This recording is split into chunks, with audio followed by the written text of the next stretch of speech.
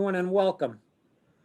I'm now going to call the Wednesday, March 3rd, 2021 Norfolk County Commissioners meeting to order. This meeting is a joint Zoom meeting under executive order on remote participation. On Thursday, March 12th, 2020, Governor Baker issued an order suspending certain provisions of the open meeting law. Chapter 30A, Section 120. That order was effective immediately and until it is rescinded or the state of emergency is terminated. I'm going to take call to order the meeting, which I've just done, and welcome everyone. I'm going to call the roll. Commissioner Stady I'm present. and Commissioner Shea is present. Commissioner Collins will be absent today. He's out of the state. Number 3, minutes of the open session held on February 24th, 2021 for approval as submitted. They look good, Mr. Chairman. Up to you. Yes, I looked at them. Everything looks in order. I'd like to accept them, and All right, I'll move then we approve the minutes of February 24th. I'll motion that. okay, and I'll second it, and all in favor, Aye. unanimous. Number 4, public comment. Have we received any inquiries, or is there any public comment at this point? Okay, Not that I've received, Mr. Chairman. thank you. Number 5, facility maintenance capital improvement report and Corona update. John McGowan. Good afternoon, Commissioners. Good afternoon. Hi, John. I don't have much to speak about today. We had an incident in Rentham Court. I think I related that to you last week, that one of our custodian come down with COVID. The director sent me down there. We cleaned it last week. We did it Thursday and Friday, but he was just tested positive the other day. So what we did was, as a precaution, we went and did it again the other night. I had the night crew get on there, and we disinfected the building again. And along with our normal procedures of doing it Monday, Wednesdays, and Fridays. So I think we did that pretty good down there. And we had another incident yesterday at Stoughton Court. One of the prisoners, I believe, come into the main lobby area down there, if you're familiar with it, and they were putting shackles on him there. And he tested positive. So we had a crew down there last night. We disinfected the whole building last night, and today they closed Stoughton Court. That's their procedures, I guess, from now on. So we sent guys down there to do that, and I had the guy today do it again. I'm gonna spray it again and wipe everything down, and hopefully they should be able to open up tomorrow. I'm basically working on this cleanup of the vault area where we had the fire. I've been doing a lot of work with this ServPro, and they've been coming in, doing whatever they do. And I'm sure the director might speak on that later on, but was having a few problems with them because the smell is not going away. Well, to the liking of myself, for one, and the people in the court, in the building. But I plan on, we had them painted, but they're not painters. They're, if you looked at it, you'd know that they're not. But we're waiting to find out, at least I'm waiting to find out from ServPro what their plans are. So in the future, I don't know if they're done or they have more work to do there. In the meantime, I'm trying to get these doors put back in their regular condition. I just spoke with the door guys. I called up some guys that I know that I think they'd be able to straighten them doors out and put them back the way they were. They're pretty good iron workers, and if they can't do it, I don't think it can be done. But we just took doors off the hinges there, and they took them with them to their shop, and hopefully they'll be back in a couple of days, and we'll put those back up. And they need some welding done there, and what we're gonna have to do there when they come in to do the welding, I'm gonna have to get a fire watch from the Dedham Fire Department. That's number one, you have to do that. And it's not that much welding, but that's something you have to do by law. So we'll be getting that done probably next week, or hopefully this week, if he can get it done today or tomorrow. But other than that, I haven't much else to say. If you have any questions, I'll try and answer them. Well, I may have misinterpreted what you said, John, about ServPro. What'd you say about? Well, Mr. Chairman, they come in one day and they're out. They don't see them for a couple of days, and then they come back. And they come in yesterday, and they did something. I don't know what they did, but All right, where is this now? I'm confused. in the vault that was on fire, the vault, the Registry of Deeds. Okay, all right. I didn't The, catch that. Okay, now I We've been understand. dealing with the smell Okay. from it's like it's like trying to clean the inside of a barbecue. I mean, it's pretty tough to get the smell out of there completely. But they put some stuff in there that smells just as bad as the smoke smell. But it's starting to dissipate now, and hopefully it'll be out of there in another day or two. But what I want to do is, if they're all through, I want to get in there and see. Let me clean it up. I want to strip everything and do a little better paint job than they did. That's Okay. what I'm But this referring is the to. same ServPro that we've used in the past. Yes, I mean, Okay, they as long did, as you know they're in there. I mean, I don't want, Yeah, I let them in. They don't get That's in fine. without anybody letting them in. All right, I was But, confused between They Stoughton took and all Wayne. their blowers and exhaust fans out, and they only left two little fans to blow the stuff out. What we're trying to do is I'm trying to blow it out through the boiler room. That's the only way I have of blowing it out, getting it out of the building. And hopefully it'll, like I said, the smell will dissipate in a couple of days, and I can get in there. But I think Mike's going to speak on the insurance part of it, about whether we can get in there and do it. I don't want to do something that we're not supposed to do. Okay, All right. anything wait. else? No, that's it. I'll wait until I hear from the director. John, later on, we're gonna be opening up the bids for Stoughton, so that's a good thing. John? Oh, okay. We're opening the bids at 1:30 for Stoughton for that, Oh, the, the rooftop units, yeah, so that that'll will be be, great. right? And Fine. John, you're gonna stay around for the talk about, I hope we can resume the paint color and the dome coating, correct? Oh, yeah. Yes, I will, Okay. sure. I don't think that's the 1 o'clock, but stay on the line here. We gotta. Okay, Commissioner Stady, you all set? All set, Mr. Chairman. Okay. I'm gonna have to jump around a little because we have budget today and we have a set meeting at 1:30 with the Abrams Group. And then we're opening right at 1:30, we're opening a bid too for the Stoughton Court. But what I intend to do is move on with the agenda until around 12:30, but we can get some of these matters out of the way. Having said that, I'm gonna move to number 8, Commissioner and folks. So, These, yeah, Chairman, we do number 7, so that as Well, number I had 7, one- the I review of the had- paint. I had 1 PM written next to it. I could be my error. We can do 7 now? Yes, Okay. Yep. Okay. I'm sorry. I stand corrected by the director. Commissioner Stady, we're gonna go to number 7. All right, we're on number 7, paint time. Okay, Paint time, Norfolk All right. County Superior Court, review of paint color and dome coating.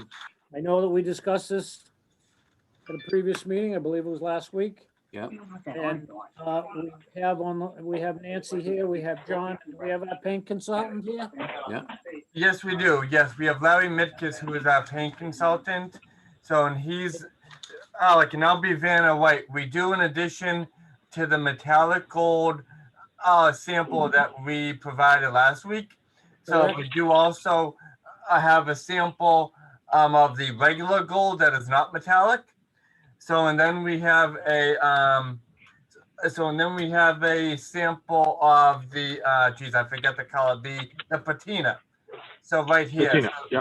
So those are the three colors that have been discussed, but I just want to make clear, as we discussed last week, that we're not actually talking about a real paint. We're talking actually about an elastometal coating.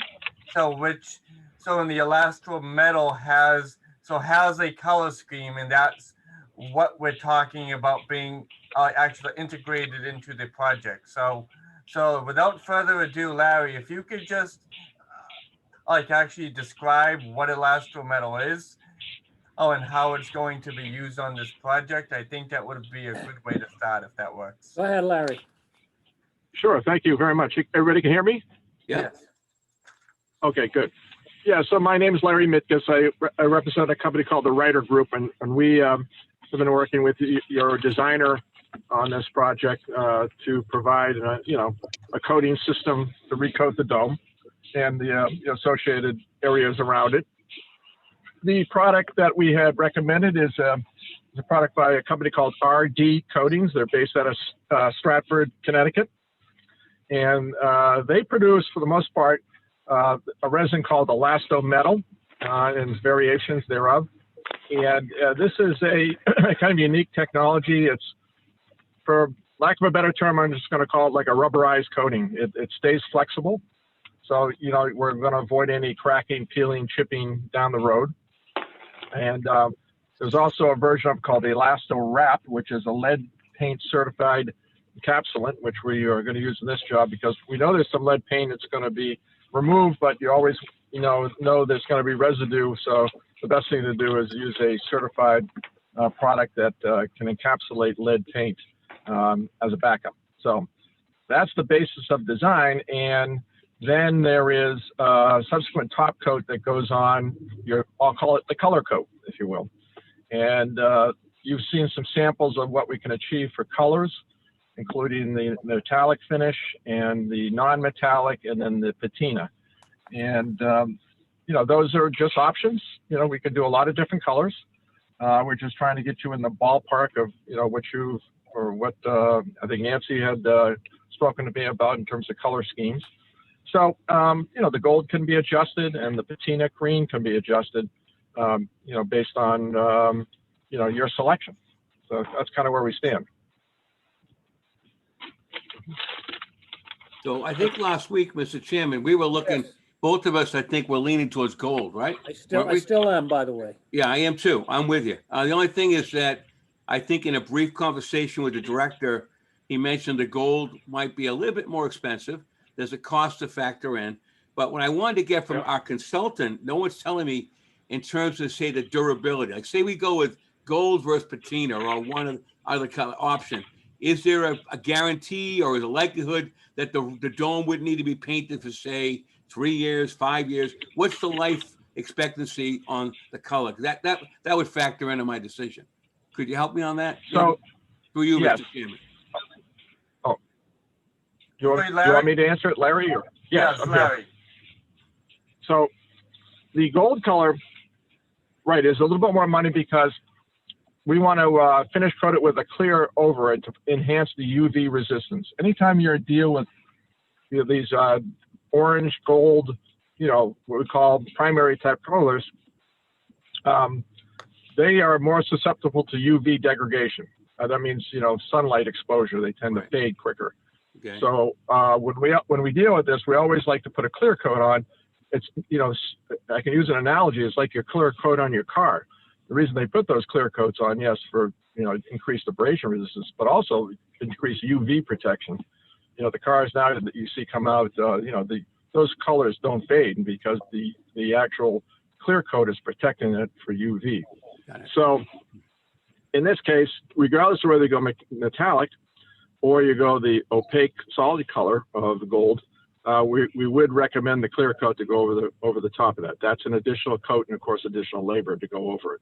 So there is a cost impact. And what I recommended, just so you guys can get some hard numbers on this, is bid it one with a standard patina type finish, and then a bid alternate for the gold with the clear coat. And you'll get the hard numbers at bid time, so you can make a decision based on pricing as that comes in. Okay. Just to give you a comparison. Okay. Also, I'll just add that the metallic, that has to be spray applied, just so you know, because now we anticipate the whole job is going to be under containment, some sort of containment structure anyways, because of lead paint. So don't be fear that, you're spraying paint and it's going to get all over downtown. But it is a little bit more tricky to put metallics on because of the spray application. And I would also suggest that when you're standing down on the street and looking up at the dome, metallic is really going to be not going to give you much of a difference in terms of color than you would see with the opaque solid color. You just don't see the metallic like if you were standing next to a Mercedes-Benz that had a metallic finish on it, if you know what I mean. So it's easier probably to go for the applicator to go with the solid or opaque color golds rather than the metallic. What about though in terms of the durability of okay, so one, you're going to put a clear coat. I understand that. Does that then give us like a roof that will be lasting, say, 5 years or a little longer than the one not coated? Yeah, I should have answered that. You're going to get a 10-year warranty from the coating manufacturer on this. Oh, okay. So, yeah, to address that problem, yeah, you're going to get. But I would anticipate this system is going to last you 15, 18 years. You might. And the good news is you never have to strip it back down to bare metal again. Okay. So if you did see some phasing 15 years down the road, some fading, I should say, someone could go up there and recoat it. And, obviously not a easy process, but, you don't have to ever strip it back to bare metal. Okay, that's important. Thank you. Thanks for answering that. Yeah. Thank you. Okay. Okay. Any other questions? I'm going to ask Nancy. Nancy? Hello. Are we ready to go forward? I do not want to carry this if I don't have to on the agenda. If we can select the paint today and go to the next level, I'd like to, unless. We're ready to go. It's been put on as an alternate, and it was advertised actually for today, and I have the bid package all ready to go, so we're right on schedule. Okay. How about John? John, do you have any final comment on the color? I would stick with the gold. Either one. It's something that's going to be up there. You want to put the best product up there that you can get that's going to last the longest. But I still, maybe I'm talking wrong here, but I don't even know what it looks like. I haven't seen it myself, but the color. But I think a mock-up, you should have it in the bids that you're going to demand that they put a mock-up of the metal with this fabric that they're going to put on the dome, whatever layers they're going to put on that, and the paint, the gold paint. It should be. I'm not talking about a piece of chip. I'm talking like a 2x2 or 4x4 piece that you'll know what's going up there, and you'll be able to look at it and make your decision then. But if you just go without looking at it, what it's going to look like. Who has the color chips? So we have the color chips here in our office, John. Oh, well. We have them. Yeah, well, which one do you like? Well, I can tell you right now, the gold. I like the gold. I was going. Yeah, I'd rather go gold than patina, but it's a second choice.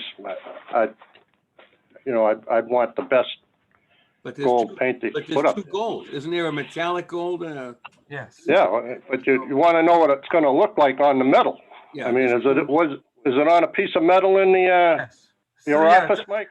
So yes, it's on metal, and the thing is, I believe the product, and Larry, correct us if I'm wrong, but the product itself is specific to RD coatings, I believe. So it's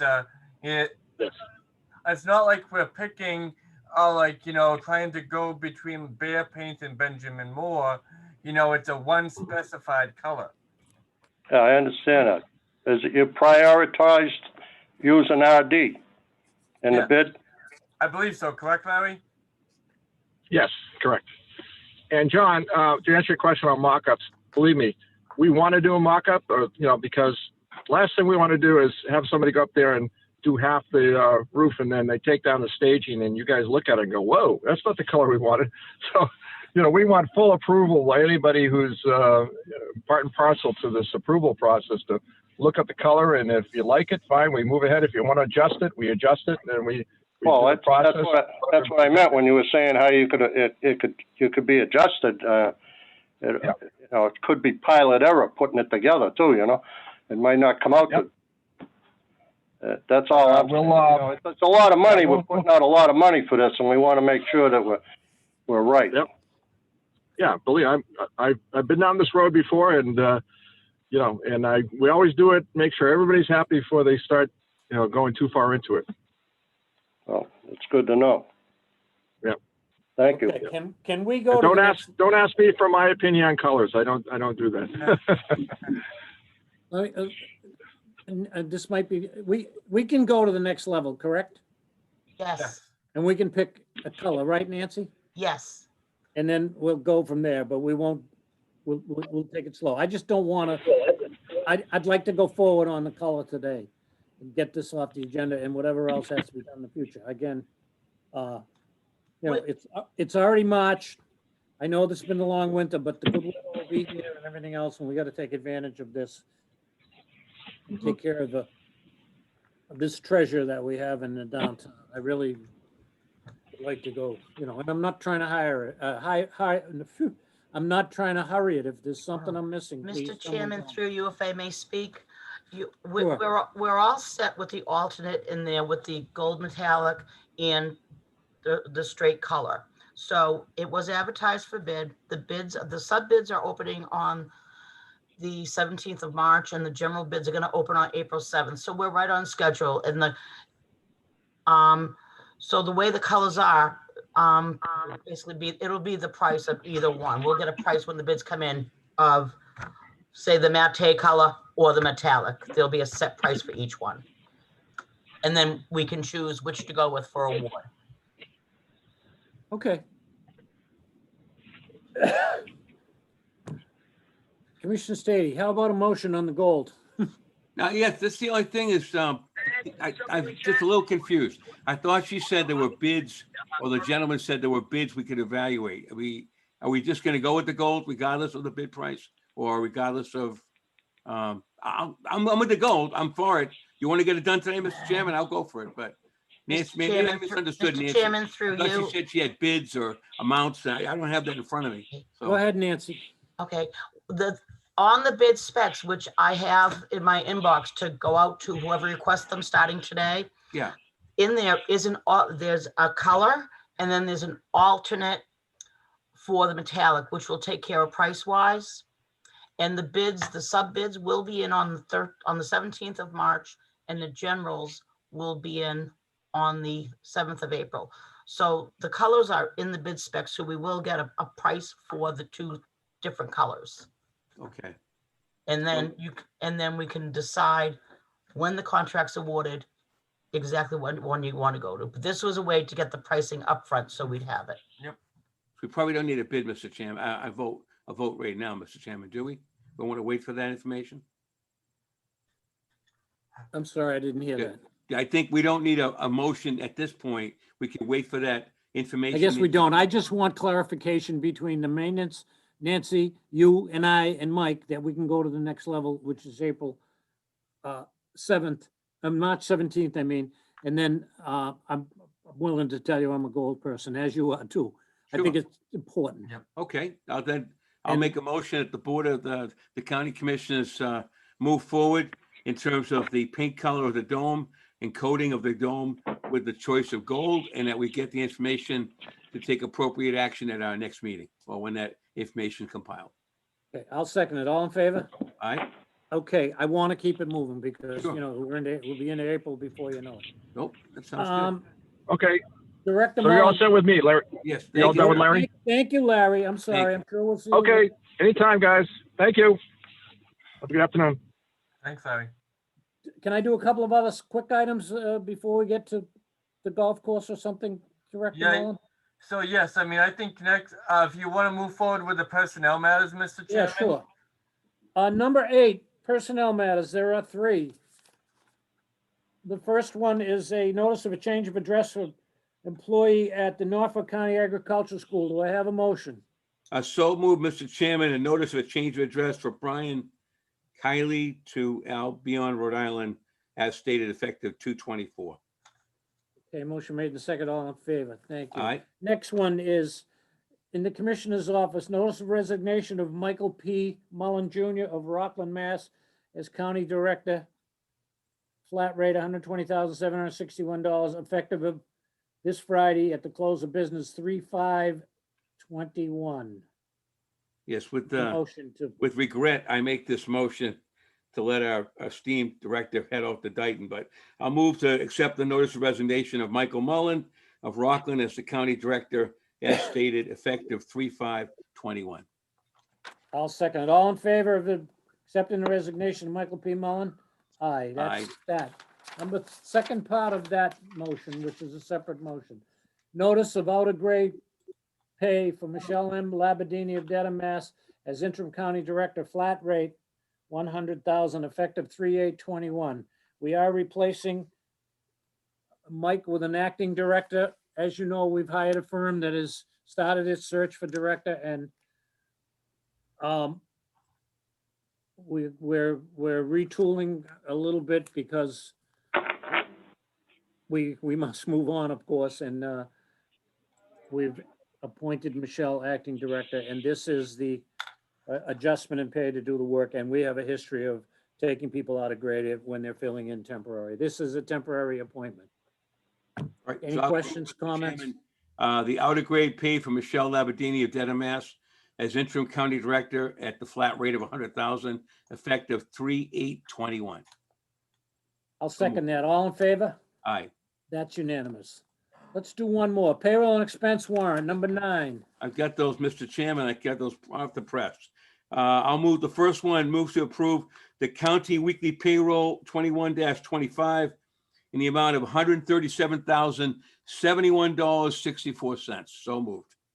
And I'll second it. All in favor? Aye. That's unanimous. The second one. Second motion, I would move the county expense warrant of March 1, 21 in the amount of $114,249.81.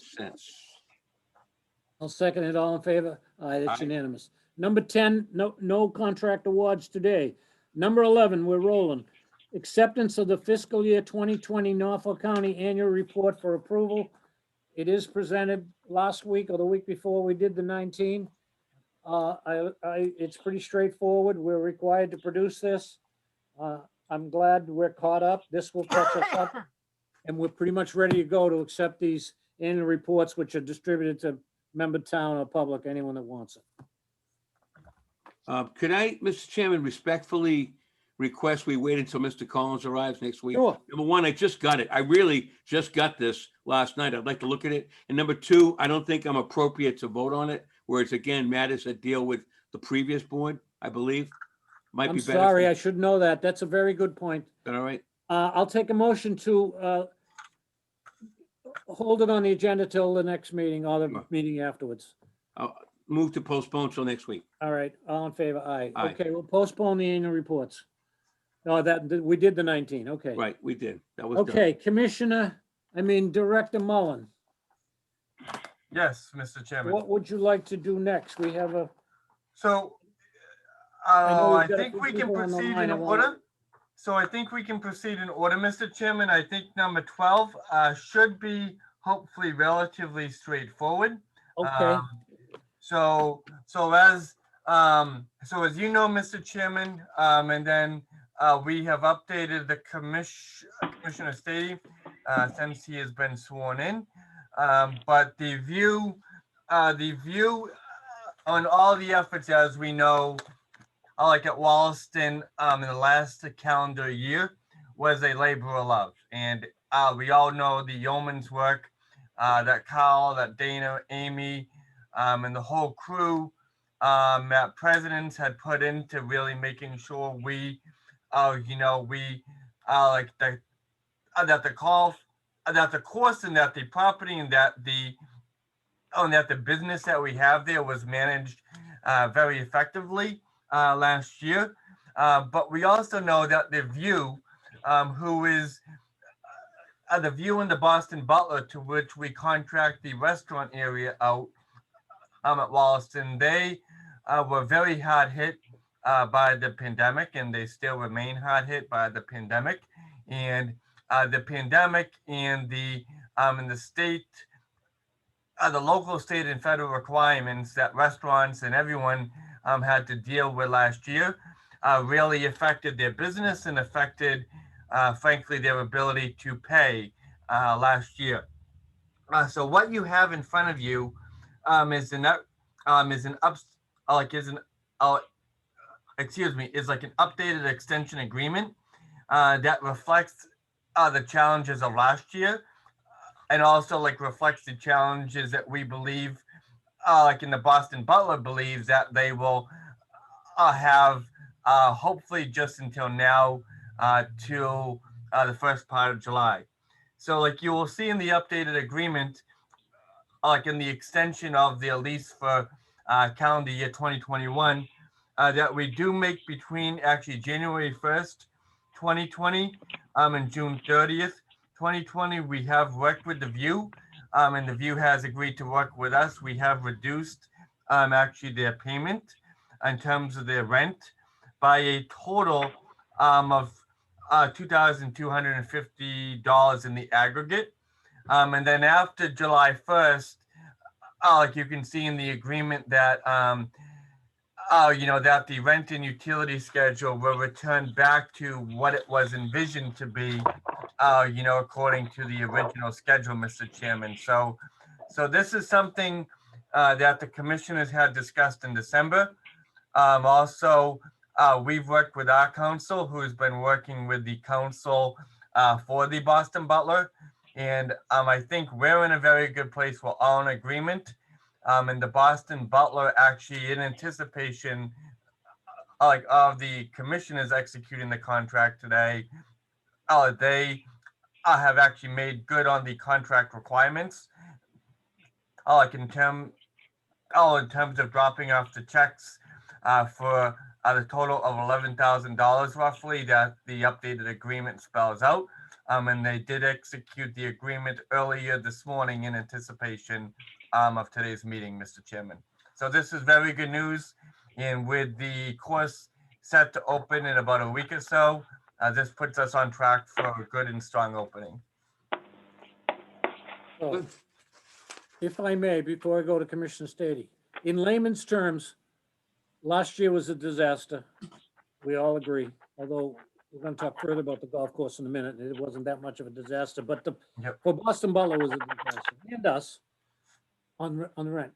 And it was time to rebid, but we decided to go extend or go one more year, and then hopefully they can recoup, and then we'll revisit this in a year, next January, so that we'll be able to open next March and ready to go. That's in layman's terms. So yes, but just to be clear, like under the current contract that went to the end of the last calendar year, we had the ability in that contract and in that procurement to extend one additional year. Correct. I'm sorry. I knew that. And I want to be sure that Commissioner Stady knows it. And we're going to take that. We're going to extend that. So yes, but this is the last year that exists for the opportunity for extension under the current contract. Yes. So next year, next fall, to be clear, we're going to have to put this whole thing back out to bid. Okay. Yeah. Any questions, Commissioner Stady? So we can open up in 10 days, believe it or not, or less. It's amazing. No, it's well done. I think it's very fair. Yes. It gives Boston Butler and the View an opportunity to get back on their feet and provide good service. They're an excellent restaurant. When we have meals there, they've always been outstanding. So, and I'm fine. I'm fine with it. I reviewed it, and thank you to all who did it and put it together. So I'm all set. Okay. I'll accept a motion for the notice of lease extension and the amendment to the lease and a estoppel certificate and agreement of management services between the County of Norfolk and Boston Butler, Inc. for review and approval for 1 more year. Right, Um, and I would say, just to be careful, the said term of the lease shall expire on December 31, 2021. Right, is that right, Mike Mullin? Excellent. 2020. Director Mullin? It Yes. would expire December, the lease would expire December 31, 2021. That's fine. Okay, is that a All terms- motion? All terms as listed. I motion that, and that's fine. I'll second it. All in favor? All right, Okay, that's unanimous. that's good. Should we stay in the golf course here? We should, yes. We have- Cal is All right. on as well. For the public, we have 3 items on the golf course, number 13, 14, and then in the joint committee budget, the golf course budget's also with us today, so we'll dedicate today to the golf course. Not really, but so we're gonna open up number 13, the 2021 Wollaston Recreational Facility Season Fee Schedule for review and approval. And we do have in our packet, Commissioner, some information from Carl. And Carl is on, are you alone, Carl, or do you have? Dana's on too. Dana's on too. Okay, go ahead, Carl. Good afternoon, Commissioners. I would like to start with item 14, if I may. Oh, okay, let me just state it and get it on the record. Okay, 14 Okay. should be first. I'm sorry.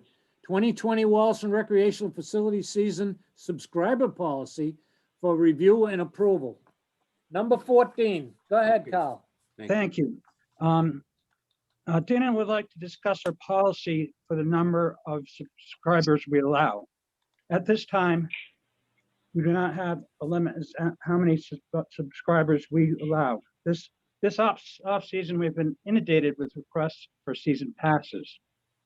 Last season, our subscribers played 30% more rounds, leaving less tee time for our daily fee golfers, who are our main revenue stream.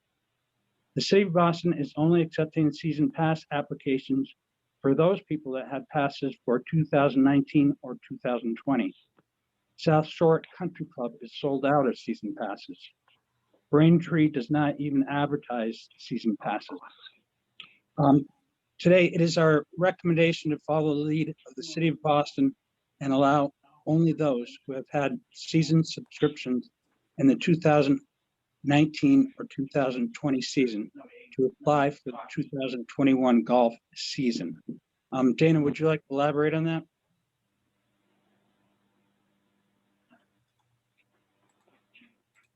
Hello, Dana. Hello, Dana.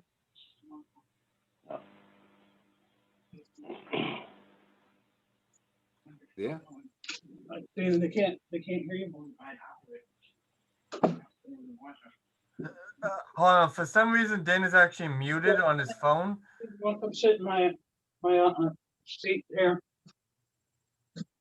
He'll be right here.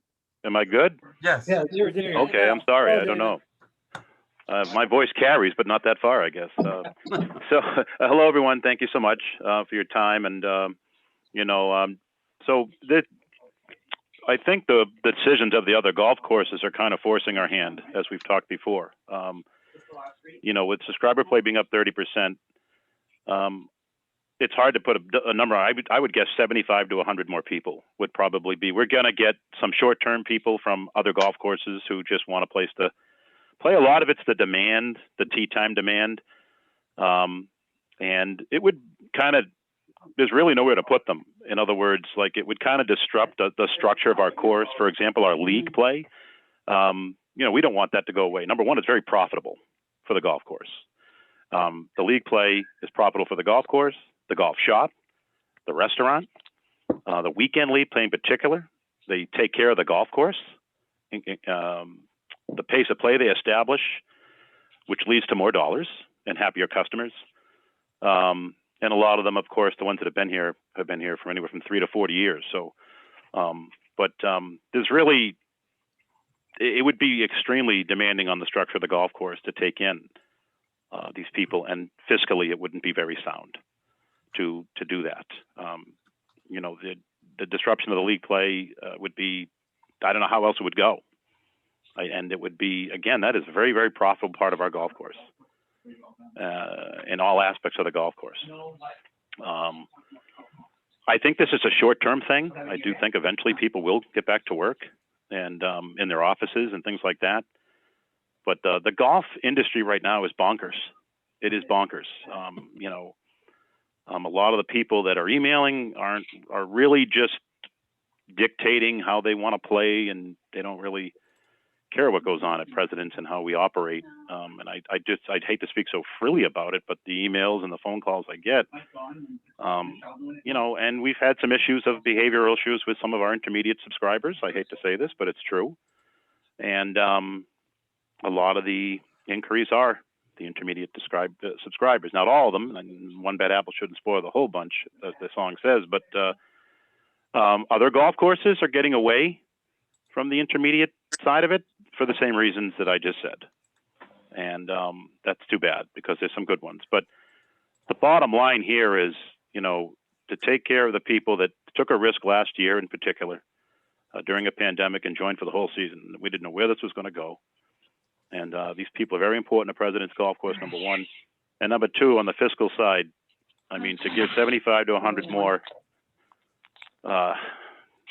subscriptions would really not be prudent. And again, there was nowhere to put them because they would demand their tee times. We've already, like I said, gone up 30%.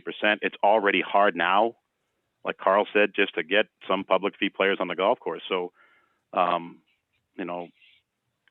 I just, it's a hard decision, but I think the other courses are forcing our hand to do this. We cannot take on all these people. It would really, really, again, fiscally and on the people side would be very, I don't know what we would do. I don't know where we would put them. So without disruption. And again, that league play is extremely profitable to the golf course. So in all facets. So I hope that, again, I think this is short term. I don't think this is a final thing, but I think right now it is the thing to do. Kind of where Leanna goes, this last 4 months. I have a question, Dana. Yes, sir. This is Commissioner Shea. This can be reviewed at any time, right? Or a year, next spring, for instance. Of course. I I mean, mean, I can't imagine that we wouldn't put something in place, but we could look at it in a year, right? So if we're proven off or what, it's reviewable every year. yeah, absolutely. No question Okay. about it. Like I said, it's short term. And I Are we gonna come up do with a think it's figure short term. then? I mean, I'm looking at Carl's memo of February 28th, which he explains it out, and which we're talking about. He talks about the city of Boston is only accepting season passes. You said it at the beginning. South Shore Country Club is sold out for season passes. Braintree doesn't even advertise for season passes. It's our recommendation to follow the lead of the city of Boston and allow only those who had a season subscription in 19 and 20 to apply for this 2021 golf season.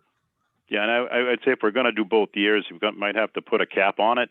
Giving 20 the first crack, which would be fine because we know how many there were, and they took the risk, and we did promise them the same rate.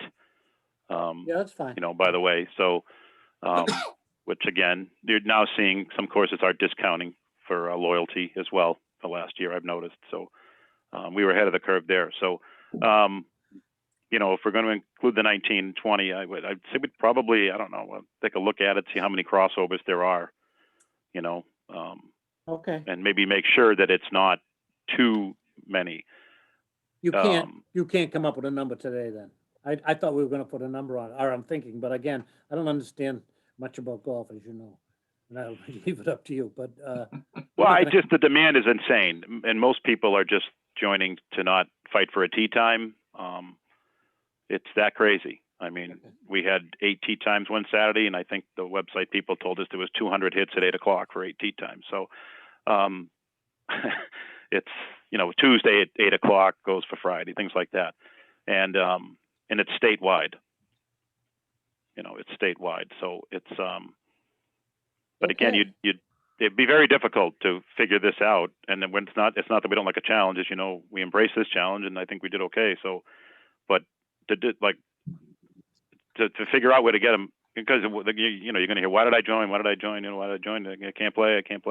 So, and again, the league play very profitable, and they've been here for a long time. but profitable for all parts of the golf course, the golf shop itself, the restaurant, and we still want to support the high schools, right? I know Quincy and whatever. Yeah, if you can do it, absolutely. Yeah, Okay. we're going to designate a day, and I think it's important to support that, and that's going to be hard, and hopefully the outings are back this year. You might have a new high school team that might want to play over there too. You never know. They were state champs last year, so they're looking to come. Oh, Canton? Yeah. I bet it's Canton. It could be. The That's my town, but I don't think I could take on another high school right now, people. But please, that's my town, though. Right? Go Bulldog. All right, there you go. On this matter, if I have a couple of questions, please. Yes, go ahead, Commissioner. So let me understand this. Again, I don't play the game. Someday I hope to. Maybe this summer I'll take it up. But I'm kind of understanding the subscribers get a season pass. And you're saying you want to cap that a little bit because you get more revenue, at least right now with the pandemic, with just regular people calling in. Like if I just called in, said I want to play golf, that's the kind of person you're looking to get. Is what you're trying to say? You want to cap that subscriber level? Well, right now, because of the other courses not accepting subscriptions, and everyone's coming to us because we haven't, we didn't have the meeting till today. So, yeah. But I cannot express the importance of the subscriber at the same time. Yeah. That take care of the course, the pace of play, the money they spend, and it's a big thing here. And all courses do it. All courses have it. But the ones at Presidents, they take a real pride in the place, fixing divots, preparing ball marks, pace of play. They'll call you when they see an unruly person driving a cart. They'll, hey, you got a guy on 17, he's in a bunker, whatever. So, it's kind of having some eyes and ears out there too, and it's because of their pride. I would think, and I'm not being argumentative. I'm not. I'm just trying. No, please. I would think you'd want to have more subscribers because it's guaranteed revenue. You know what I'm saying? I mean, if you have more subscribers, that guarantees your revenue. But I kind of get what you're saying. But to a degree, it is. To a degree, it is. Yes. To a degree. Okay. Yeah. Mm-hmm. How about to this? A degree. Maybe just one other thing. I noticed quickly you had broken out for senior citizens a different kind of a rate, right? For a season and then for, say, certain days, Monday to Thursday.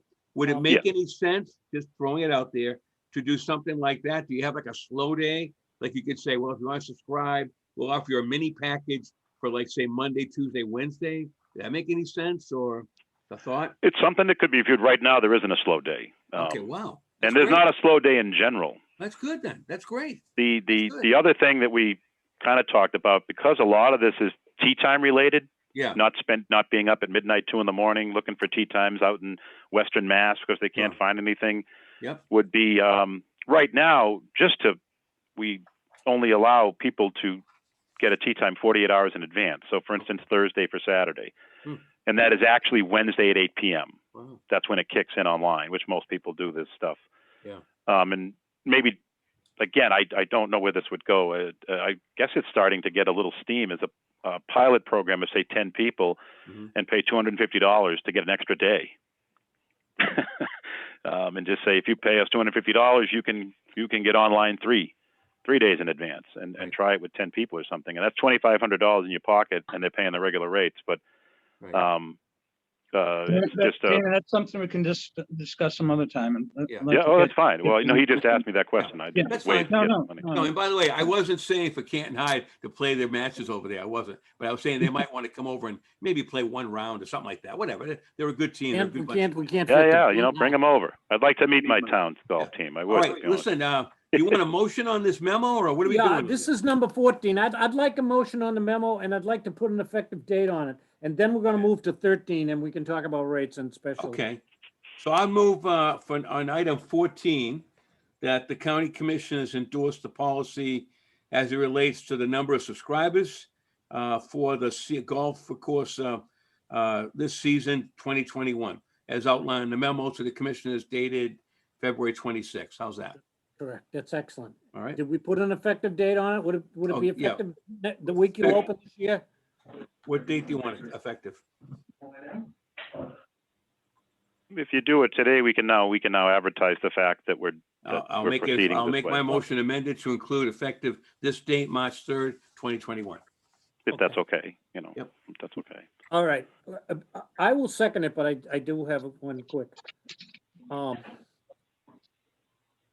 am not much of a golfer, or hardly any. I do know somewhat about it, but I do know that when I sat on the second or third Saturday in March with Mike, Carl, and I believe Amy was there, and I believe that Bill Frazier from Boston Butler was there, and we realized that COVID, we were open for a day, then we closed. I don't need to go back over it. The phone was ringing, the Globe was calling. I thought, uh-oh, there goes the whole season. I think they did a great job. I rely on them because they are the golf professionals. And we can talk more about it at budget time, but I mean, all of these intricacies, I think without question, we need to support what they want. So I'm gonna second that, and I'm gonna call for a vote on the subscriber policy as outlined in the February 26th memo. Motion made by Commissioner Stady, second by Commissioner Shea. All in favor? Aye. Okay, stay on the line, folks.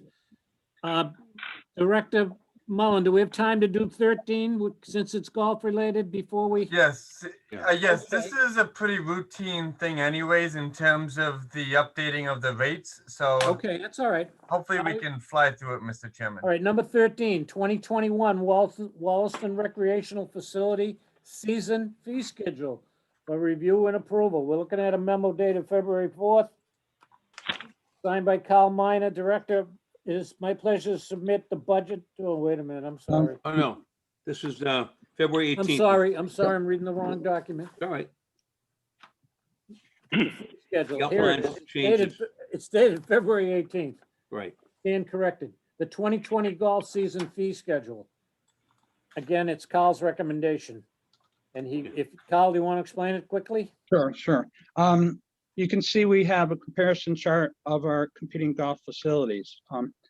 Because of the demand for public golf and rising labor costs, we feel the need for these increases. It is my recommendation to increase our weekday green fee by $3, weekday junior by $5, weekend $3, and 9-hole rate by $2, a 7% average increase. Please note, we're not raising the weekday senior rates. So in May 2020, due to the 8-week closure of the golf course, the commissioners voted to let season subscribers who paid before July 1st be allowed to play through May 8th, 2021, and be locked in to pay the 2020 rate for the remainder of the golf season. So the fact that we're not taking any new subscribers, we already promised the ones that paid last year that they can have the same rate. There will be no recommendation to raise the new subscriber rate for single adult seniors and juniors. But we would like to eliminate the intermediate rate of $900. Danny, you want to elaborate on that one too? The intermediate rate was put in place to attract young golfers, male and female, and hope that they would make presidents their lifelong choice, similar to Toyota giving the $2,500 cash back to college grads, and hopefully they'll buy Toyota for the rest of their life. And more importantly, to support the associations and join them, and that return on that investment really hasn't come to fruition. When they leave the intermediate rate, they don't seem a couple here and there stay.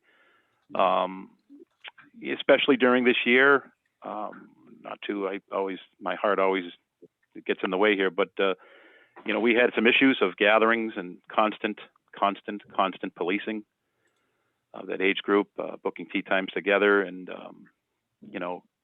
policing them all the time and playing 12-somes up the 18th hole and damage to golf carts. And I know on a similar structured golf course in Easton, someone talking to the Grapevine, they had a home for the season rate, and for the same exact reasons that we just discussed, are eliminating it as well. It was a significant discount to try to attract them, which we started to attract them. We still had an average, a good decent, but the reason of it, and sometimes in business you have to look at these things and say, did we really get what we were looking for? For the reasons we did it, we're not getting that return on an investment. And again, a shame for the ones that don't act up, but I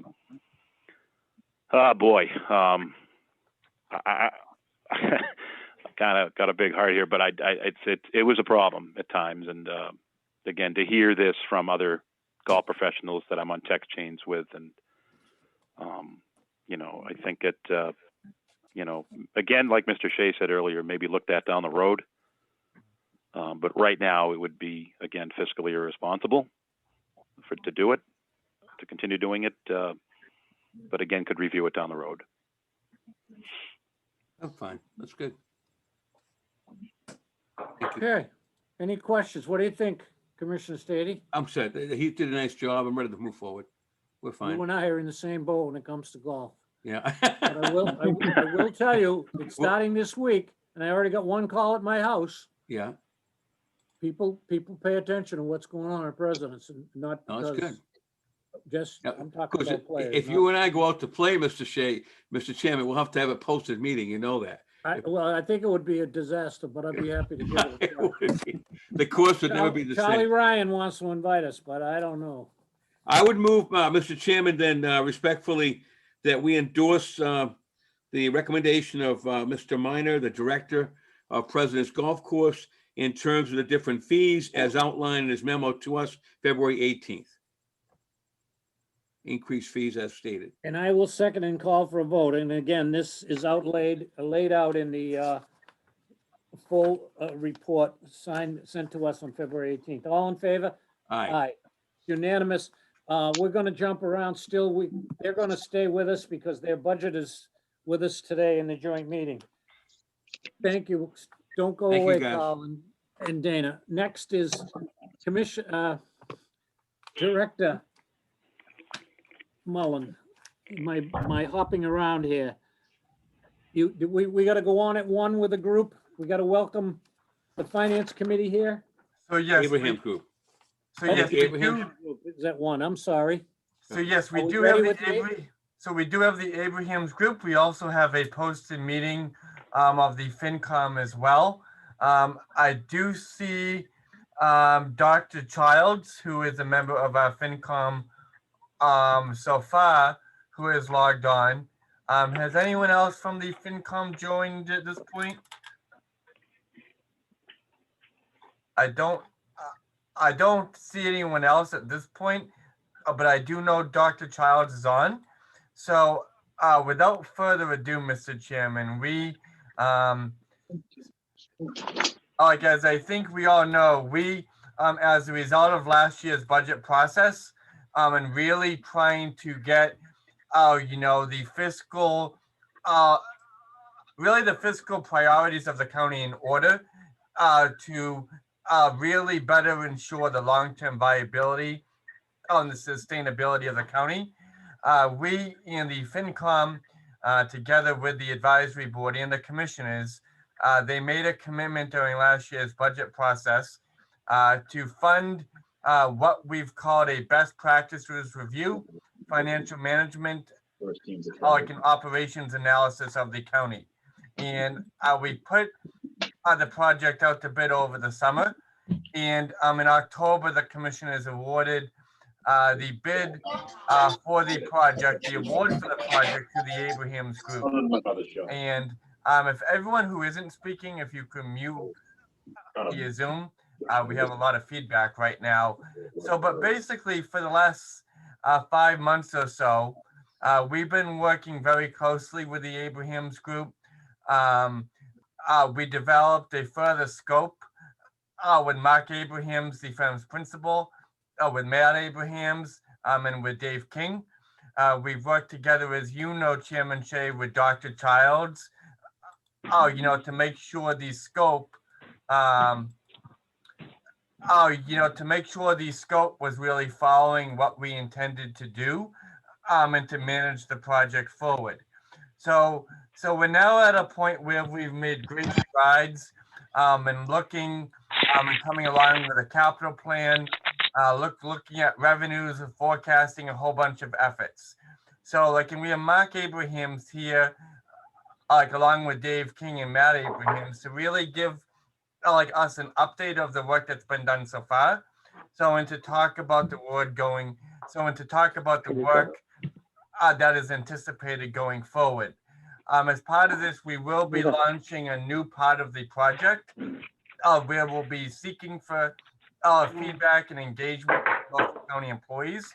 So that's why we wanted to let everyone know about the meeting, and then really go forward in a very hopefully holistic and collective way forward. So without further ado, Mr. Chairman, we do have Mark Abrahams, and I'm going to share my screen over to him, and Okay, he can get started.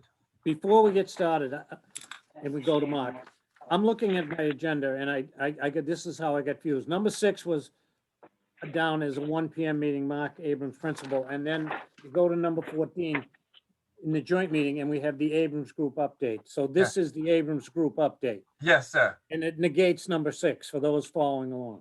Yes, Correct? it's one and the same. Yes. It's one and the same. That's a better way. No, I don't like to say negate. Okay, we're gonna open up here on the joint meeting with the Finance Committee with letter A, the Abrams Group update. I see Mark and I'm gonna turn it over to him. And I know that Elizabeth Childs is on, and if there are any other members of the advisory board on, welcome. Paul's on. Because we have 3 budgets after this, but the floor is yours, Mark. Thank you, Mr. Chairman. Mike, you want to put up the PowerPoint, please? Yes. Give me one moment. Sorry.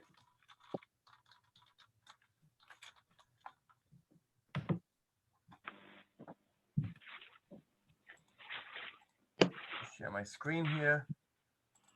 All right, should be good, right? See if I can.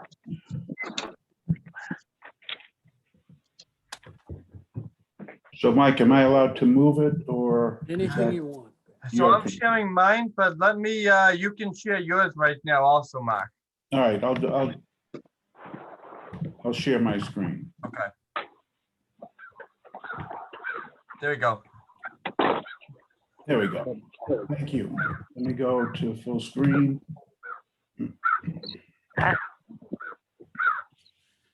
Thank you, Mr. Chairman, through you. My name is Mark Abrahams.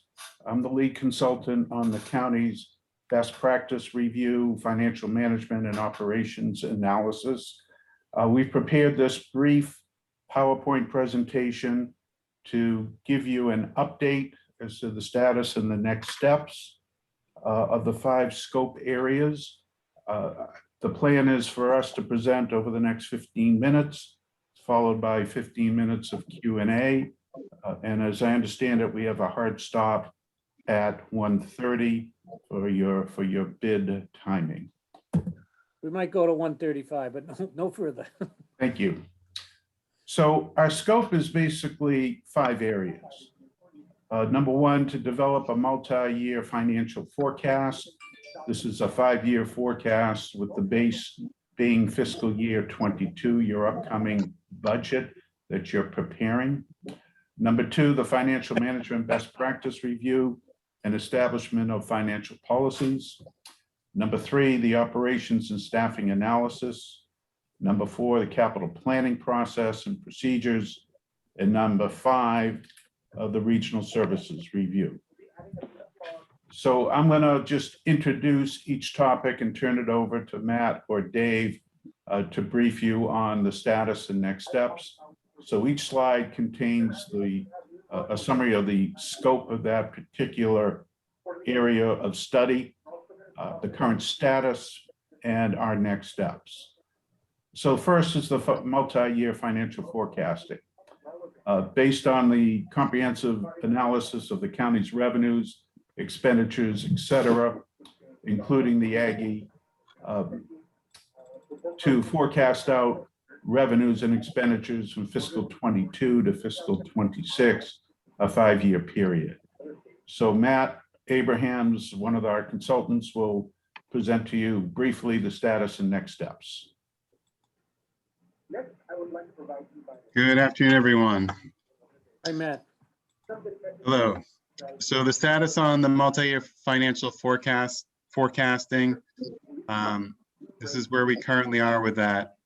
Might have some slight modifications to it, but here's where we are. We received budgeted and actual expenditure data at both the summary level and the detailed level for FY16 through FY21. The reason for focusing on those years is because we wanted to focus on what the historical expenditures have been for the last few years, to use them presumably as a base as we look forward as well.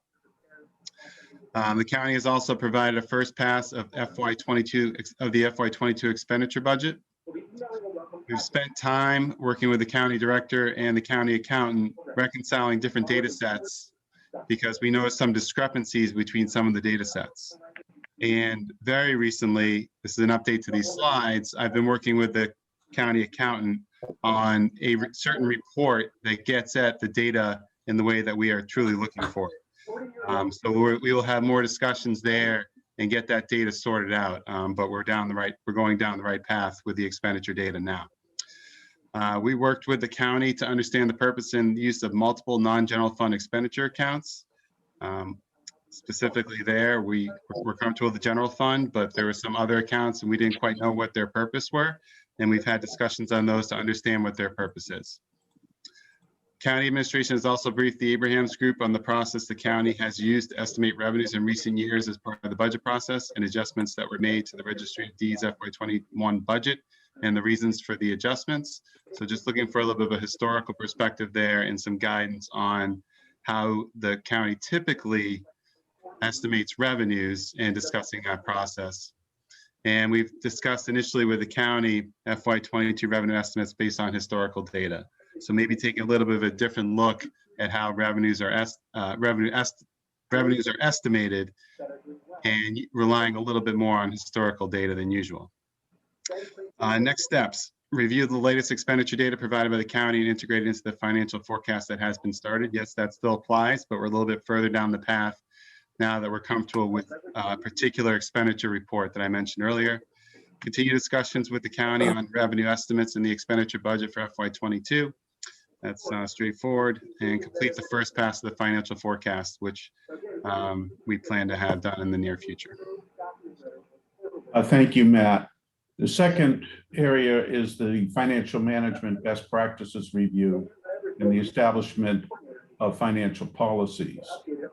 So based on the analysis and review of the recent financial statements and management letters from the county's independent auditors, with a focus on recurring comments on the county's management letters.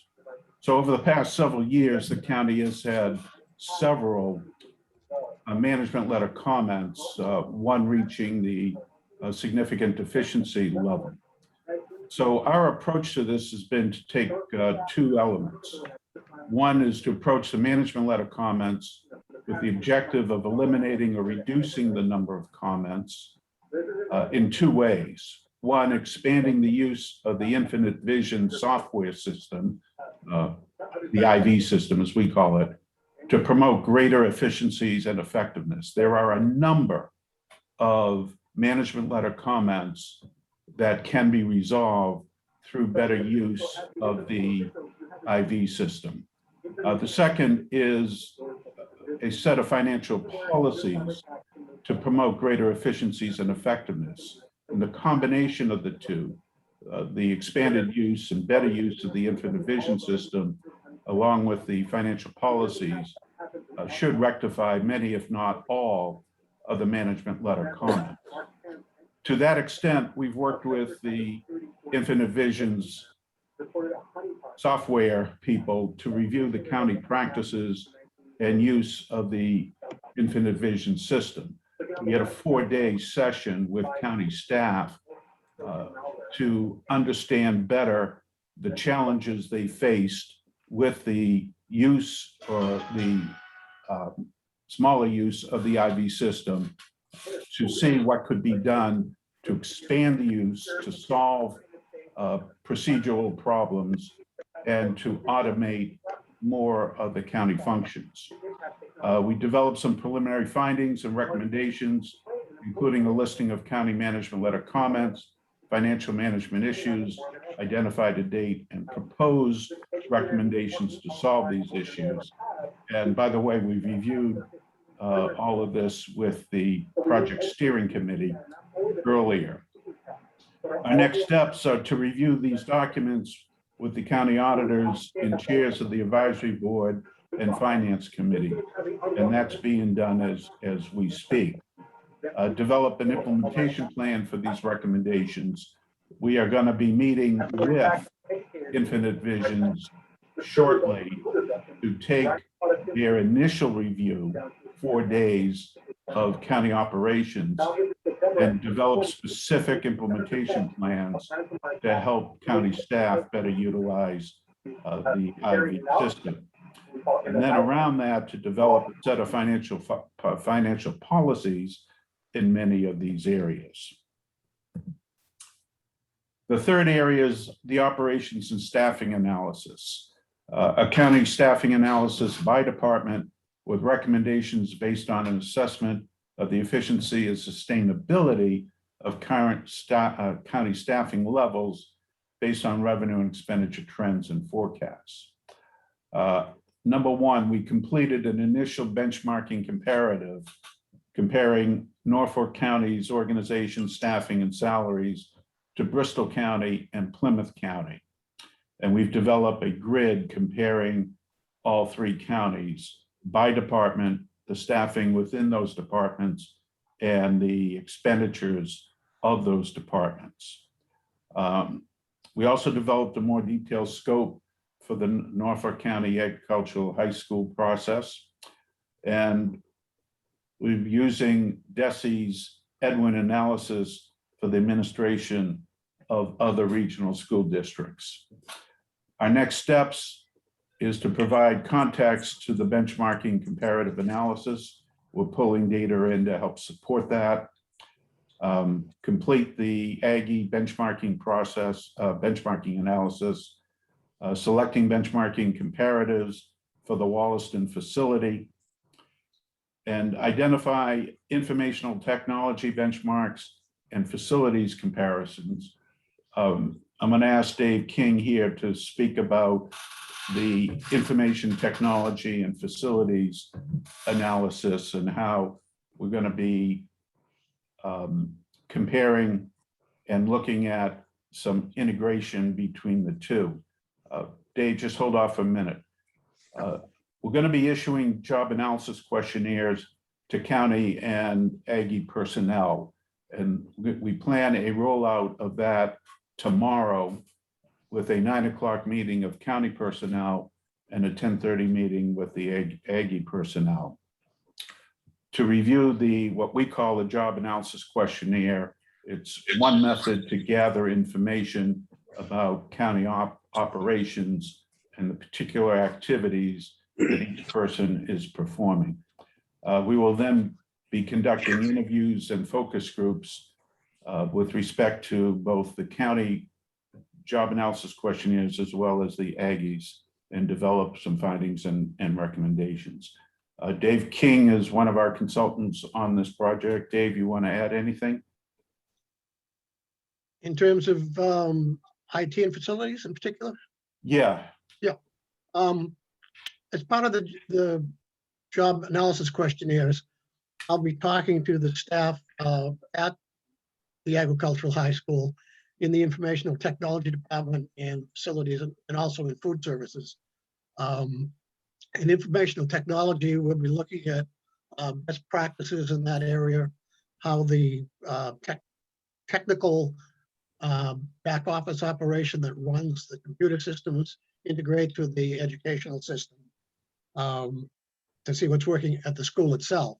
But also we'll be looking at the county's IT department to see if there is any efficiencies of having the IT department, the county IT department, take over some of the technical operations at agricultural high school. Likewise, we'll be doing that with the facilities department at the high school and the county facilities department.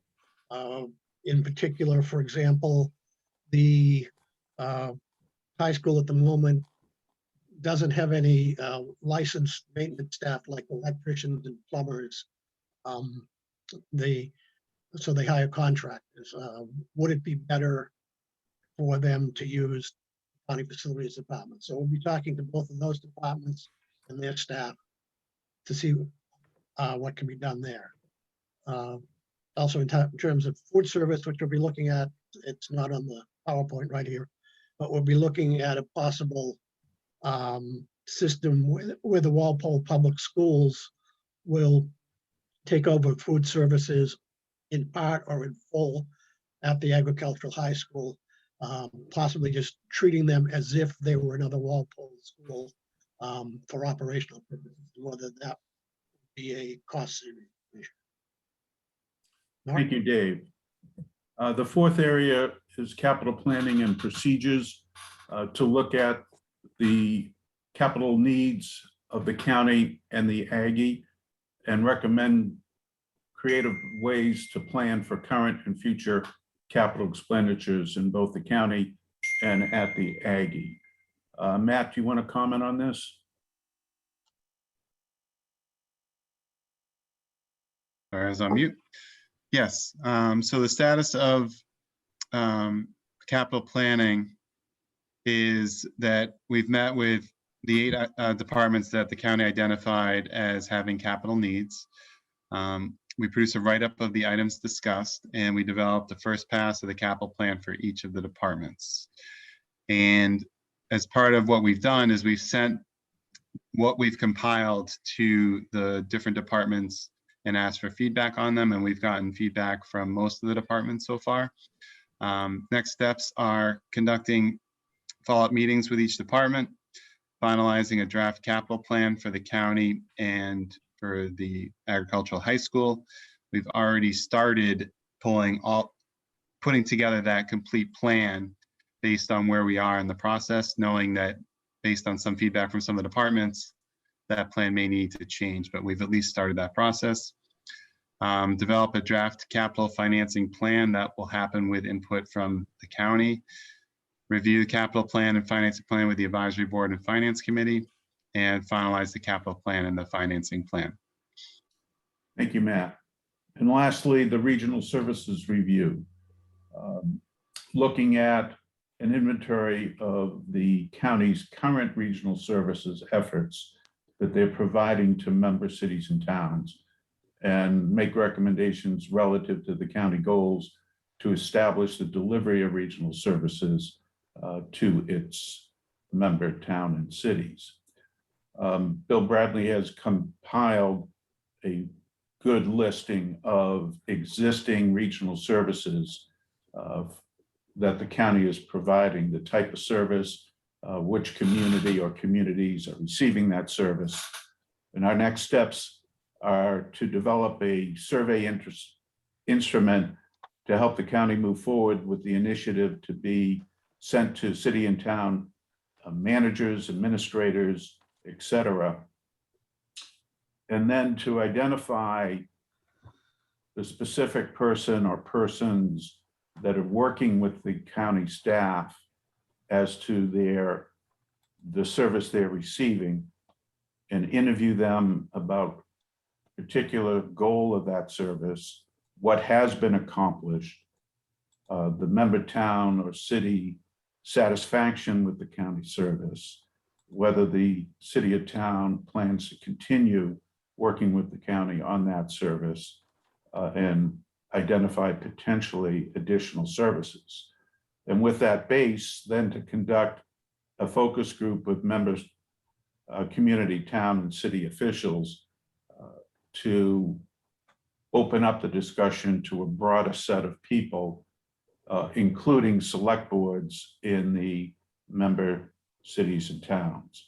Ultimately, to conduct an assessment for the county on the regional services effort and develop recommendations relative to the county's goal to enhance the delivery of regional services to its constituent communities. So that's a very brief overview of the scope, the status, and the next steps of each of the 5 components of our scope of services. Mike, I'll turn that back to you. So thank you, Mark. So yeah, like as Mark and Dave and Matt outlined, we have really been making good progress. This whole project is really exciting. Like as we're looking to the future here in the county and what things we'll be able to afford. And what things will like be problematic or more challenging in affording, while like actually also coming up with a long-term capital plan to guide our capital investments as well. It is almost 1:30, Mr. Chairman. I'm Yes. wondering if it might be easier to, we do have a 1:30 bid opening. And if Mark, Dave, and Matt would be amenable, maybe if there's any questions, we could actually come back to this right after the bid opening. Well, I think we have 5 minutes, but I agree with you. We have item number 17, which we're bound to open the bids at 1:30. Is there a question we could be asked? Or do you want to, because it's 1:25 and I can't open the bids till, we can't open the bids till 1:30, but we're ready to do it. It won't take long. And then we can go back briefly and then we'll get to our budget items. Mr. Chairman, Yes, Mr. if I could, very Commissioner. quickly, with your permission. Sure. Excellent report, gentlemen. Excellent job. I just had one, if you can do it now or later. It's not important, but you mentioned a couple of deficiencies that were repeatedly cited in different reports. I'd be very curious if you could forward that information to me through the county director, through email, whatever. I'm not trying to put you on the spot. I thought it was your second or third page. Mark, you were covering it. You Right. cited specific deficiencies that could be corrected. If you could throw it my way, I'm always looking to improve our county. That's all. Thank you. I can answer that very briefly and Yeah, if you directly, can. Commissioner. I don't Through want- you, Mr. Chairman. There are, I'm gonna guess 6 or 7 management letter comments. The majority of those are repeated year after year after year. Okay. So one of them is an expanded use of Excel spreadsheets in lieu of the system, the IV system for financial reporting. So if we can work with IV to better communicate to the county staff how to utilize the IV system better, then we can A, address that management letter comment, and B, give the county staff better support to do their job. And there's others. You can just read the management letter comments. The management letter is not that long, and they are available for several years. All right, quick follow-up, if I may. So you're suggesting an IV system, if I got that right? Now, the thing would be, that would be a new system that would require cost and training. I'm sure that's part of the process. For all Commissioner, it employees. would not be a new system. It's the existing system that has not been utilized to its full potential. Okay, But yes, there would be training needed. okay, IV came in and did training 20 years ago. okay, wow. Many of the staff haven't been trained in the system, et cetera, et cetera. Okay, good. I don't want to delay the bid opening. Yep. That's good for now. Thank you very much. Thank you. Appreciate that. Okay, without objection here, I'm going to move to the bid opening, but if we could stay on, Mark, for any more questions quickly, if you don't mind. I can, Commissioner. It's 1:30. We're going to open the bid for the replacement of the air units at Stoughton District Court. I'm going to call on our procurement director, Nancy Rockwell. Nancy. Good afternoon. We've received 5 bids. The first bid is from General Mechanical Contractors out of Auburn, Mass. They have bid $197,000.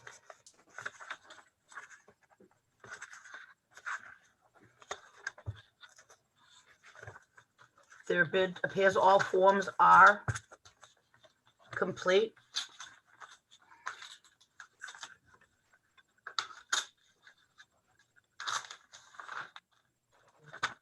Next, we have Enterprise Equipment Company out of Weymouth, Massachusetts.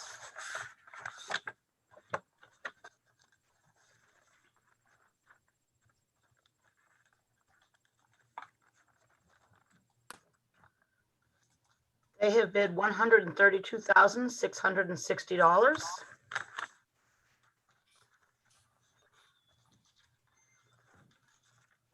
All forms appear to be assigned, and it's a complete bid.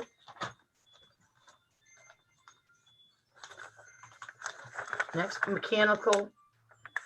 General Air Conditioning and Heating Incorporated out of Dorchester, Mass. They've bid $197,000.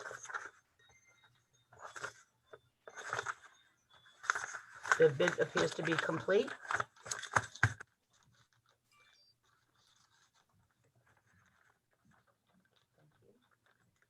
Was that 197? Out of Quincy, Massachusetts. They've bid $139,000. What was the name of that company, Nancy? The one I just read now, Industrial Burner Systems, Oh, yes, that, okay. Quincy, Mass.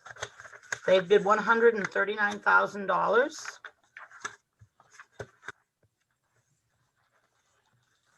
The bid appears to be complete.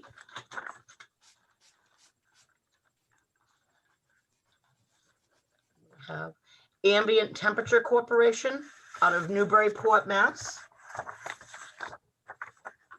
They've bid $183,400.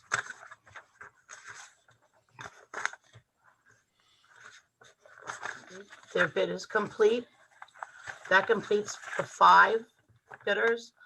I will be making copies of all bids and forwarding them to the mechanical engineer who has drew up all the plans for this, and to John McGowan.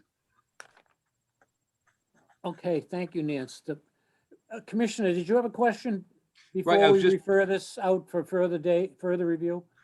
Yeah, I was gonna say, we want to get all that, the amounts. I was unclear on one amount. And do we have any track record or experience with these people, Nancy, before? Industrial Burner is our present on-call service contractor. Okay, We do have experience with one other of the others. It was several years ago. okay. And as far as the other 3, no, we have not. It's just first glance.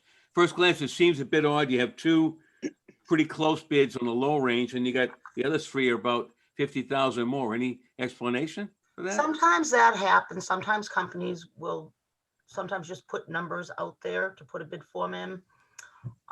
It could be a number of reasons, but I don't think it's something for concern. Okay, And did you miss a number? right. The one before Industrial Burner, number 3 bid, Okay. please.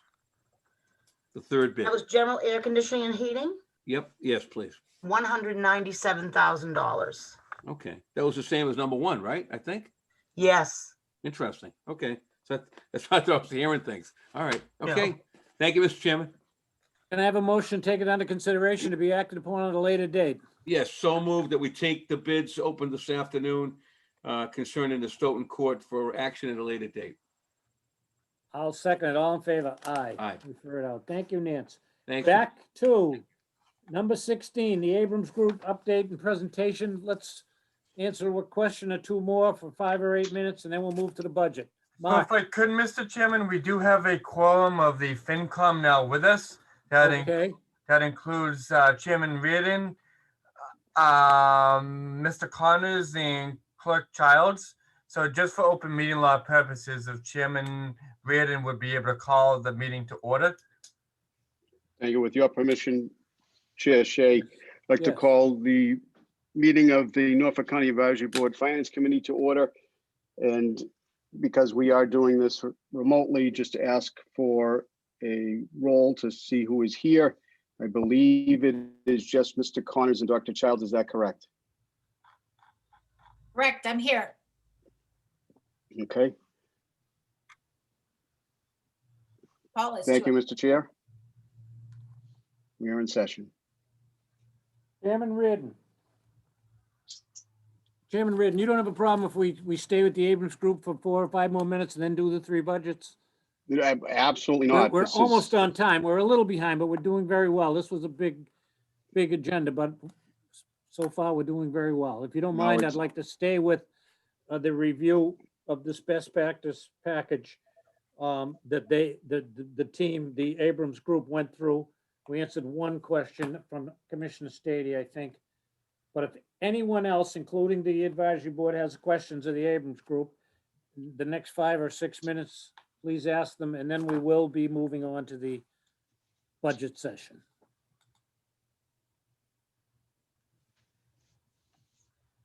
Yes, and I'm sorry, Mr. Chairman, I think I inadvertently have muted Mr. Connors. And I don't like to mute Mr. Connors. That's a bad thing to do. Oh, boy. Good thing you're wrapping up soon. It's your last meeting. It's okay. Yeah, that's all right. It's payback time.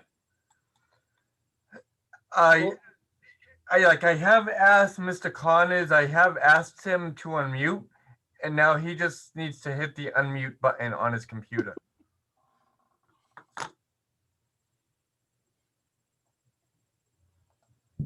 Other than Chairman Connors, has anyone got a question of the Abrams group based on their update today? How about Elizabeth? How's it look? Looks to me like they're making tremendous progress. I really, That's the way I feel too, Beth. it looks really good. I just wondered, I know the FAQ is going out and you're having you're launching that tomorrow. Is that going to be a, like a Zoom? Is that a Zoom or is it a call, or how is the launch going to happen? Actually, is my question. Mark? It will be by Zoom. Yes. Okay, it doesn't show up on there. So, and that is with department heads, Dr. Childs. Okay, great. Thanks. No problem. Mr. Chair, if I may, a question. Chairman Reardon. Mark, sorry I missed the presentation, but I had a chance to go through all of the information that Mike Mullins sent out to us. And one of the questions I had is with regard to the questionnaire that's going out, as well as looking through the HR numbers as they compare to other counties in terms of positions and the like. Is there any consideration to a centralized HR? Like, would it make sense to have all the departments, even if they have their own authority to hire, go through HR? I mean, is that something that will be addressed? That's a possibility, Mr. Chairman, through you.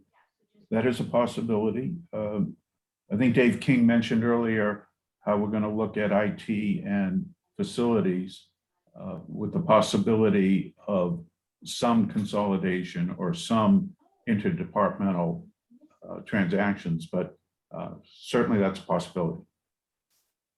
Thank you.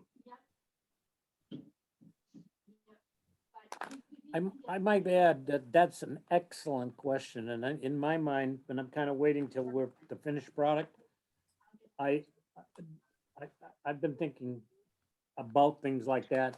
I think the quick answer is old habits die hard, and that's the way they've always done it, et cetera, et cetera. But we do have, in my 4.5 years here, we have identified certain overlap, et cetera, but let me tell you, to deal with it sometimes, and I don't say this in that negative, it's the people issue, and it's the same issue is when we don't use the software package we have. I never used it, no one made me use it, yada, yada, yada. And I think that all of that stuff has to be looked at. And personnel services is one, certainly IT is one. I think we've touched on IT before we hired the Abrams group and made some changes about 2 years ago, but it isn't that we haven't looked at it before, but it's nice to have an outside group, an outside eye look at all this, Joe, but that's a perceptive question.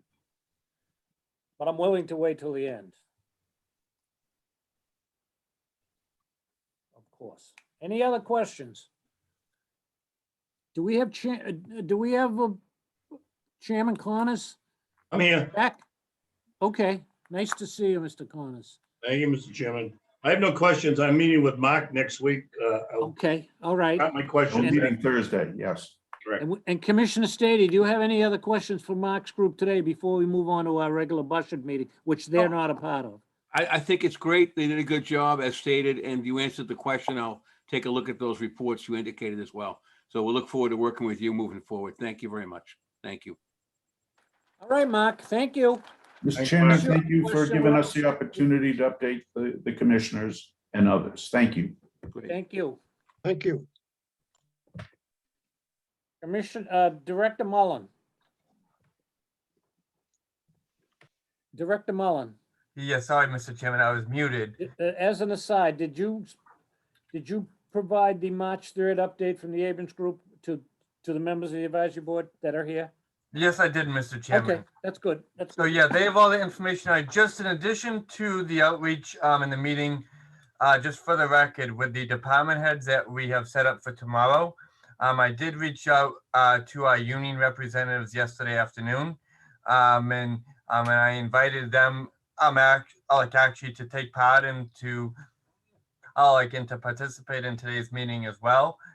We want to make sure we're all on the same page and there's an understanding of where we're at and how we're talking about heading forward. And at this point, we really need and are asking for the input, in the engagement and the insights of all our employees. So we look forward to that too.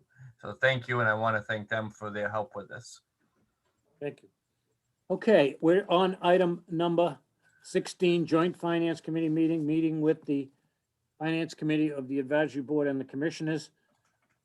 Without objection, I'm on 16B, Budget Reviews, and I'd like to take number 2, which is the golf course, the Walston Recreational Facility, because both Carl and Dana have been with us for quite a while today, and I know they're on the line. We'll go Walston first, engineering second, and then agricultural school third because of the size. Do we have any objection to that order? Oh, it's fine. Having heard that, Carl, you're on your budget. We all have a copy of it, I believe. I know I do.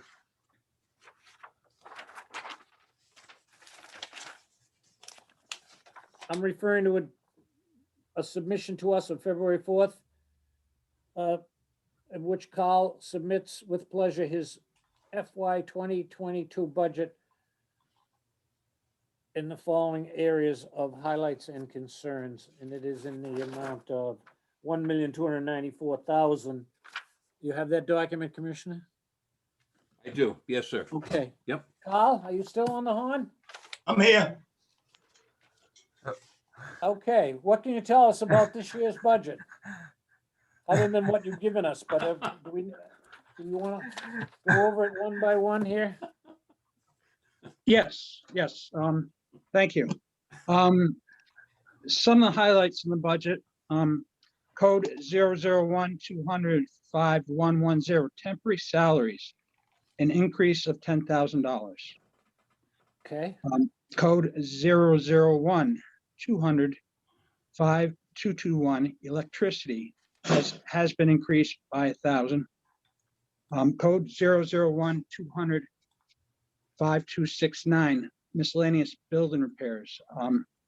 A new awning for the outside the restaurant is 18,000 in the budget. Code 001-200-5463, rental of equipment. That's for 2 Greens Pro rollers, a Versavac, and a VC verticutter. And that will only be an extra $100 on the lease, because the same amount was off lease this year. Miscellaneous charges, I'm sorry, code 001-200-5490, miscellaneous charges and obligations, an increase to $10,000. And that's where our credit card fees come from. Code 001-200-5709, land improvements, drainage and bunker renovations, $60,000, a decrease of $20,000. We like that. We'll approve that. Okay, and that's it for today. So the difference between 52, 62, 72, 82 is around $42,000 on $1,290,000. You're up, of which salaries.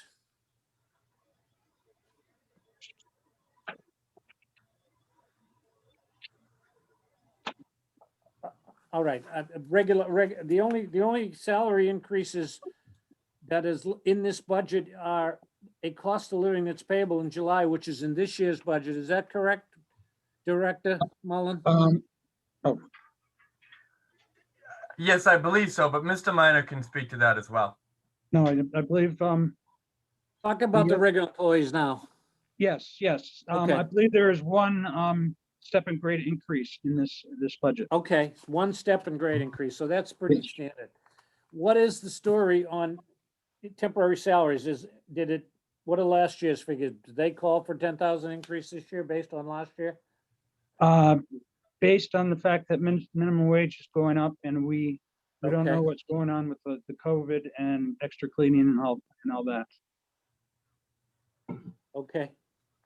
Now, minimum, temporary salaries are people you bring on more in the height of the season as Correct. opposed to the 3 or 4 regulars that you have, correct?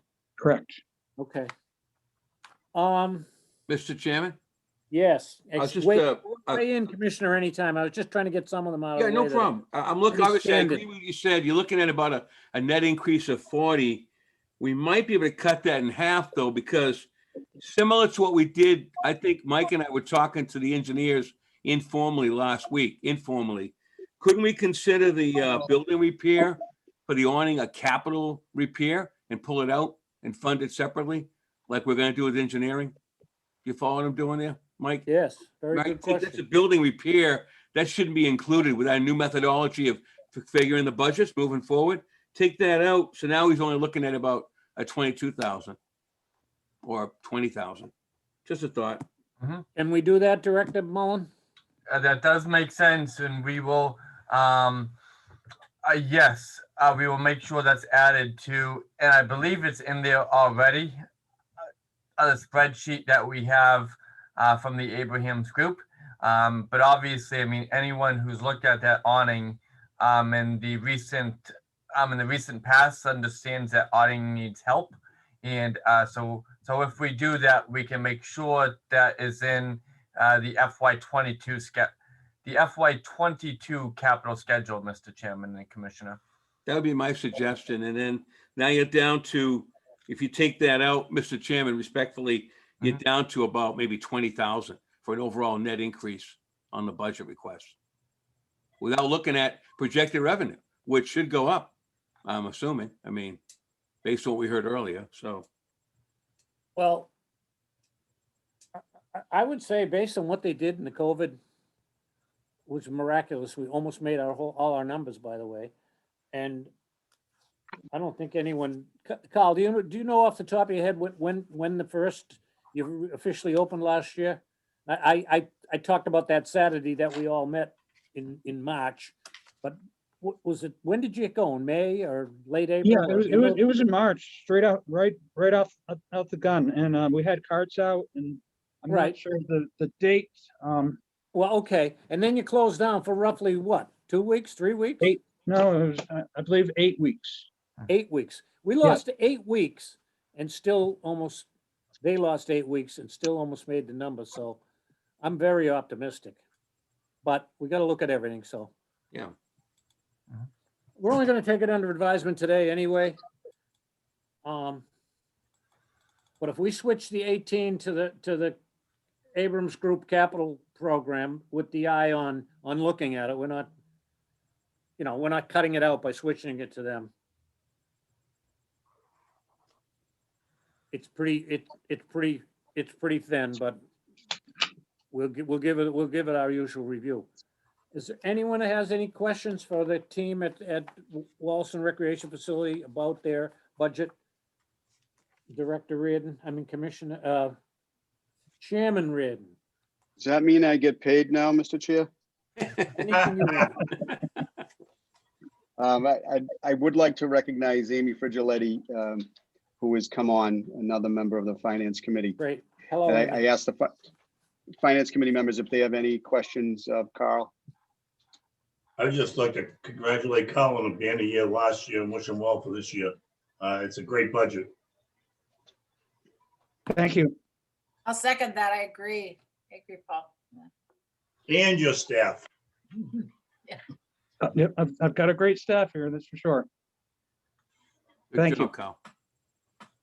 Carl, I want to chime in on that as well, to share Shay's remark about almost meeting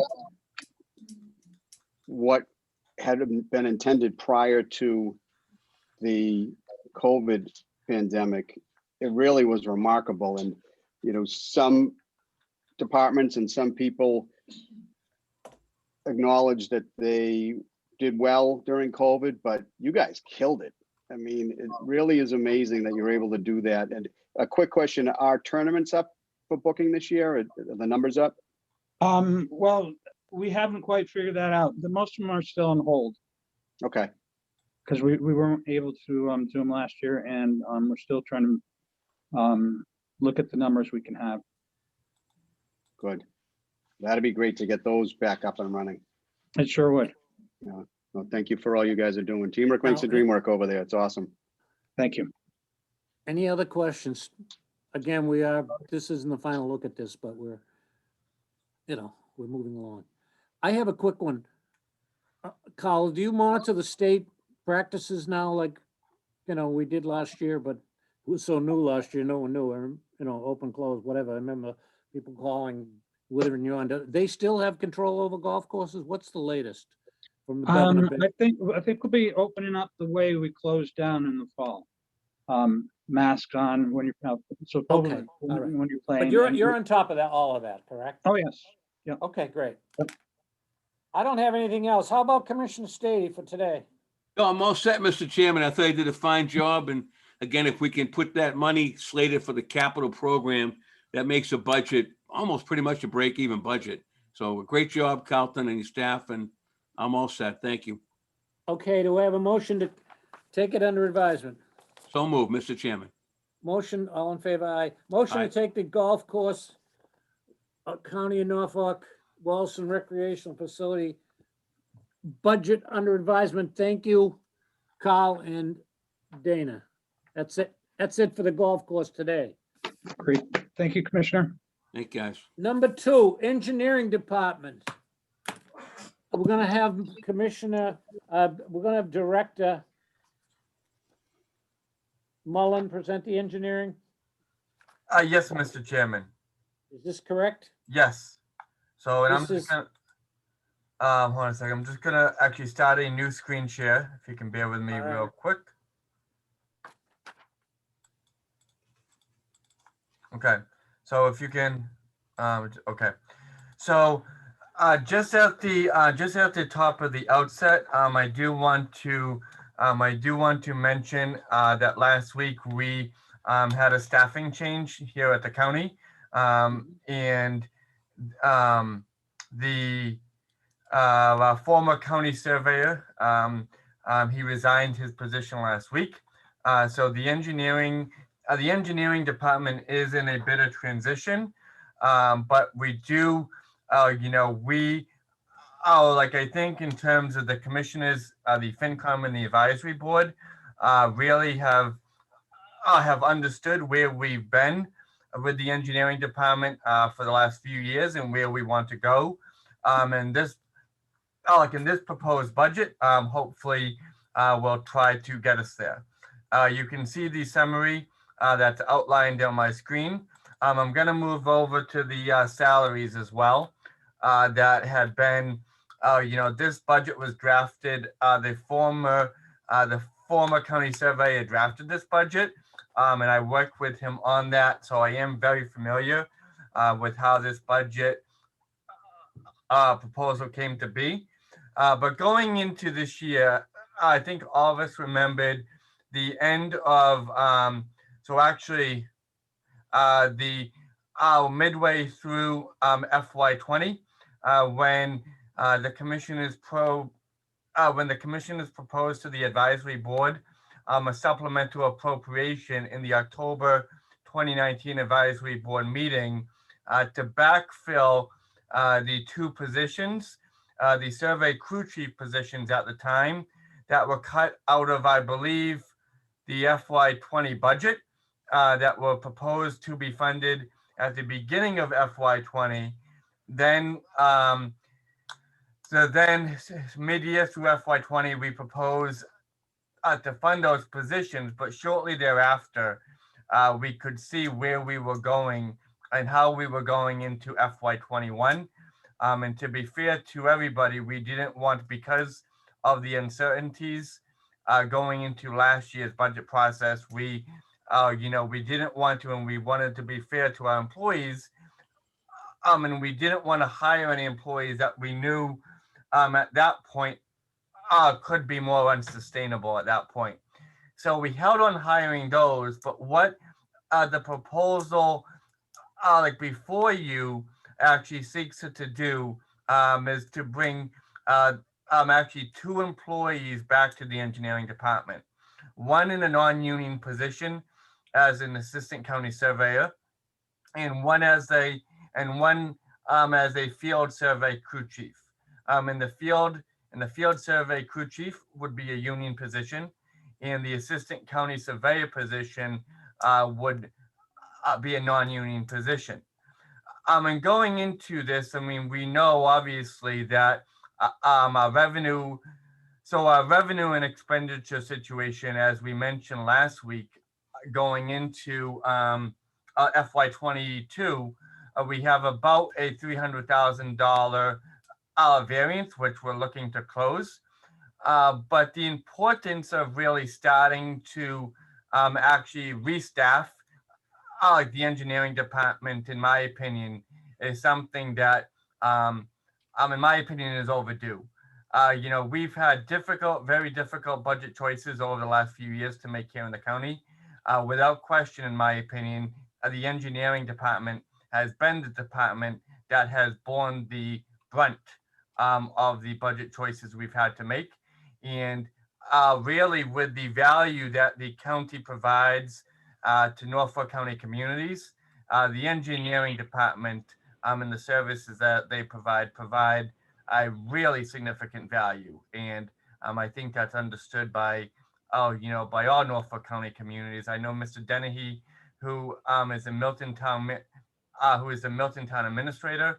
We worked very closely with him a few years ago, like on the East Milton Square project, doing a traffic count. So we want to bring that department back up to, I think, a more regular and operational level. So in terms of the assistant county surveyor position, at the time this budget was proposed, we were trying to envision a succession and transition planning for the management of that department. In that department, the prior county surveyor was the only employee of that department who was licensed as a PLS. And we knew just in terms of succession and transitioning that we needed and we wanted to try to get someone who's licensed, in as an assistant to begin that process. With actually what I mentioned, the news that we received last week that the county surveyor had resigned, that strategy, in my opinion, that strategy is now arguably might have changed. And I think, it really warrants some conversation between the commissioners and the FinCom. In terms of the survey crew chief, one of the things that's also important, as much, if not more than getting someone in who has a license, is another person in the field to be able to really carry out and perform a lot of the field work based on the demand that we have for Norfolk County communities. So in my view, one of the options that we might have is depending on how the county and the county commissioners move forward and filling the department head position, that might actually make the need for an assistant county surveyor. That might take care of that priority for the time being. And then the priority could be placed on really funding an additional survey crew chief, which would be, like a staff person who would be more boots on the ground and in the field. That is it's less expensive, as you can see, but it might be more practical and really staffing up the resources that we can provide to our constituent communities as well. But we do have an issue, as I mentioned right now. We do not have anyone with a license in that department.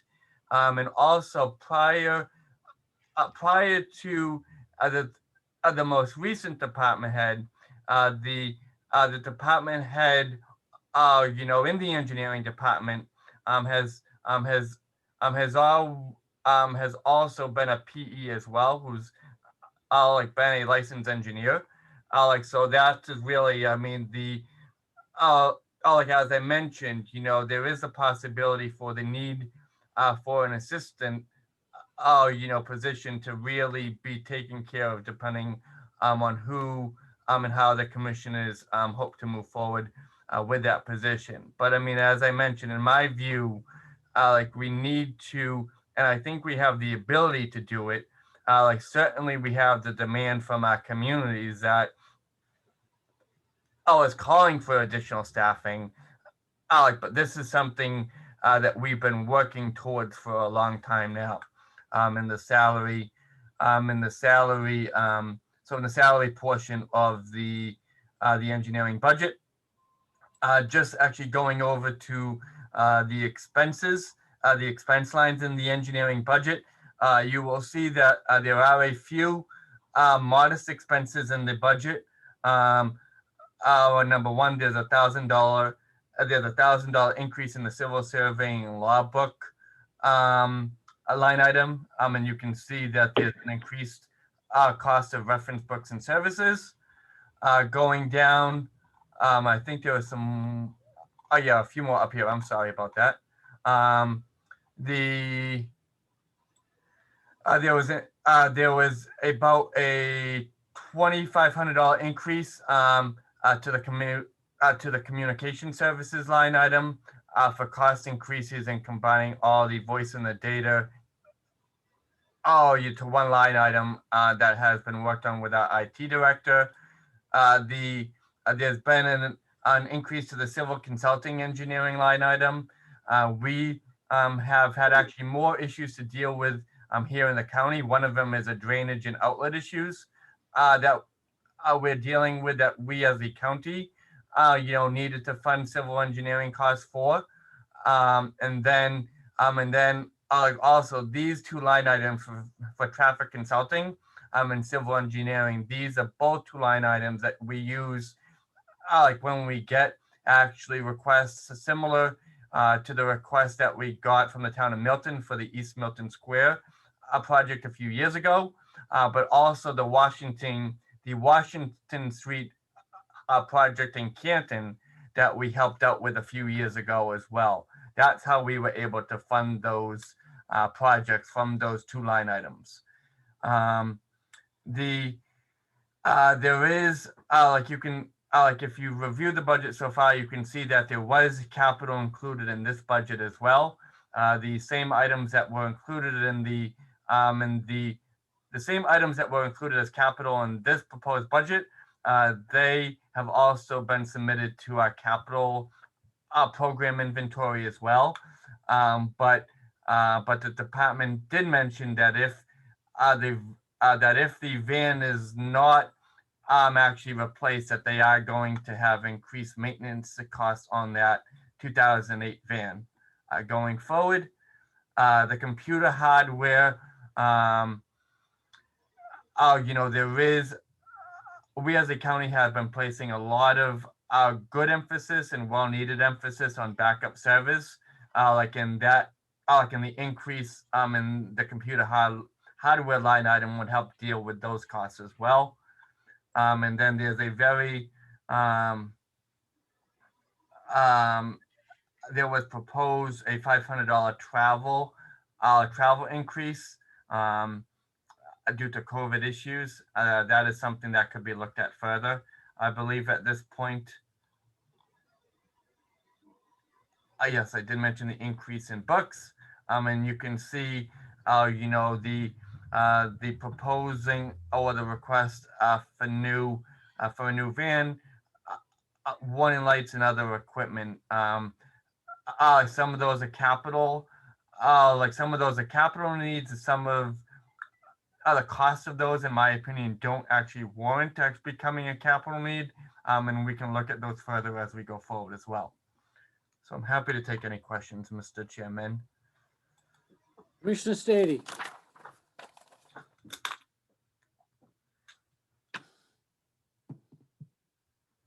What's the age of the van we have right now? Any idea? It's a 2008.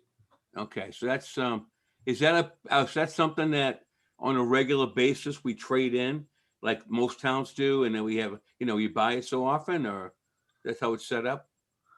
Yes, it's my understanding that we tried. Oh, you know, like we have a you know, like a regular, you know, plan to, you know, to buy and dispose of vehicles as needed.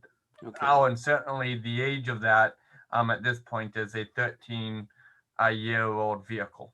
And I'm assuming this, it's used by the crews when they go out to the different towns for doing their work. It's not given to the department head or any person per se. It's just, it's garaged at the county?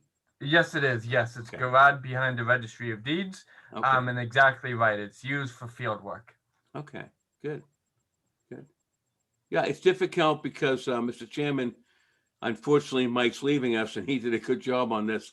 And we're going to be in limbo here because we don't have a department head, which is something Right. you and I should talk I'll about. get a few but, comments on that, but that's you all right. know, I'd say it's got open for discussion. We've got some areas we really need to look at, and a lot of it's going to depend, Mr. Chairman, on what direction we're going to go. You know, obviously those two big Right.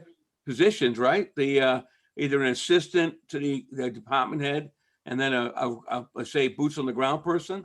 Are we going that way, or are we going to look at a whole different attitude in terms of engineering? I think what I had said at the last meeting was that engineering does seem to provide an awful lot of benefits to a lot of the towns. In fact, based on that Excel spreadsheet that Mike gave us before the meeting, showing the uses of the county across the board, certainly engineering is one of the ones that seems to play a role in many, many communities. So I think A, we should continue it, but B, in what direction, we'll have to see. But that's it for now. Okay, let me ask you a couple of quick questions, Mike. Isn't this equipment, shouldn't this be forwarded to the Abrams Group also, this request? Yes, Is it the capital capital? request. So yes, the capital request, especially relating to so especially the van and the items less than more than $15,000. Yes, those are very much capital related items. And yes, those are going to be in the So could you, capital planning before inventory. you depart, could you let Michelle know, can we take the Ford van, the warning lights, the petitions, and the leaker system, if that's the right pronunciation? I mean, the leaker system is $34,000. I'm sure that's engineering equipment. I'm not questioning it. It must go in the van. Do you know, does anyone know what leaker equipment is? Can we refer all of that for bookkeeping purposes to the capital budget? Yes, we should be able to. Okay, Mr. let's do Chairman. that. Having said that, I agree with Commissioner Stady that, you know, we're up in the air due to the resignation of the county surveyor. It goes without saying that we're going to hopefully advertise, try to get an engineer, get an upgrade. It used to be an engineer, depending on who you talk to. At this price, they tell you you'll never get an engineer, you want da-da-da, I don't know. I don't think we could ever fill the assistant position until we got the top person. Mhm. And then the same for the salary crew chief. which I believe has been in there for the last 2 years. And I've been told that for $71,159, we can't get anyone to be his crew chief. I'm not thoroughly able to tell you about what crew chiefs make.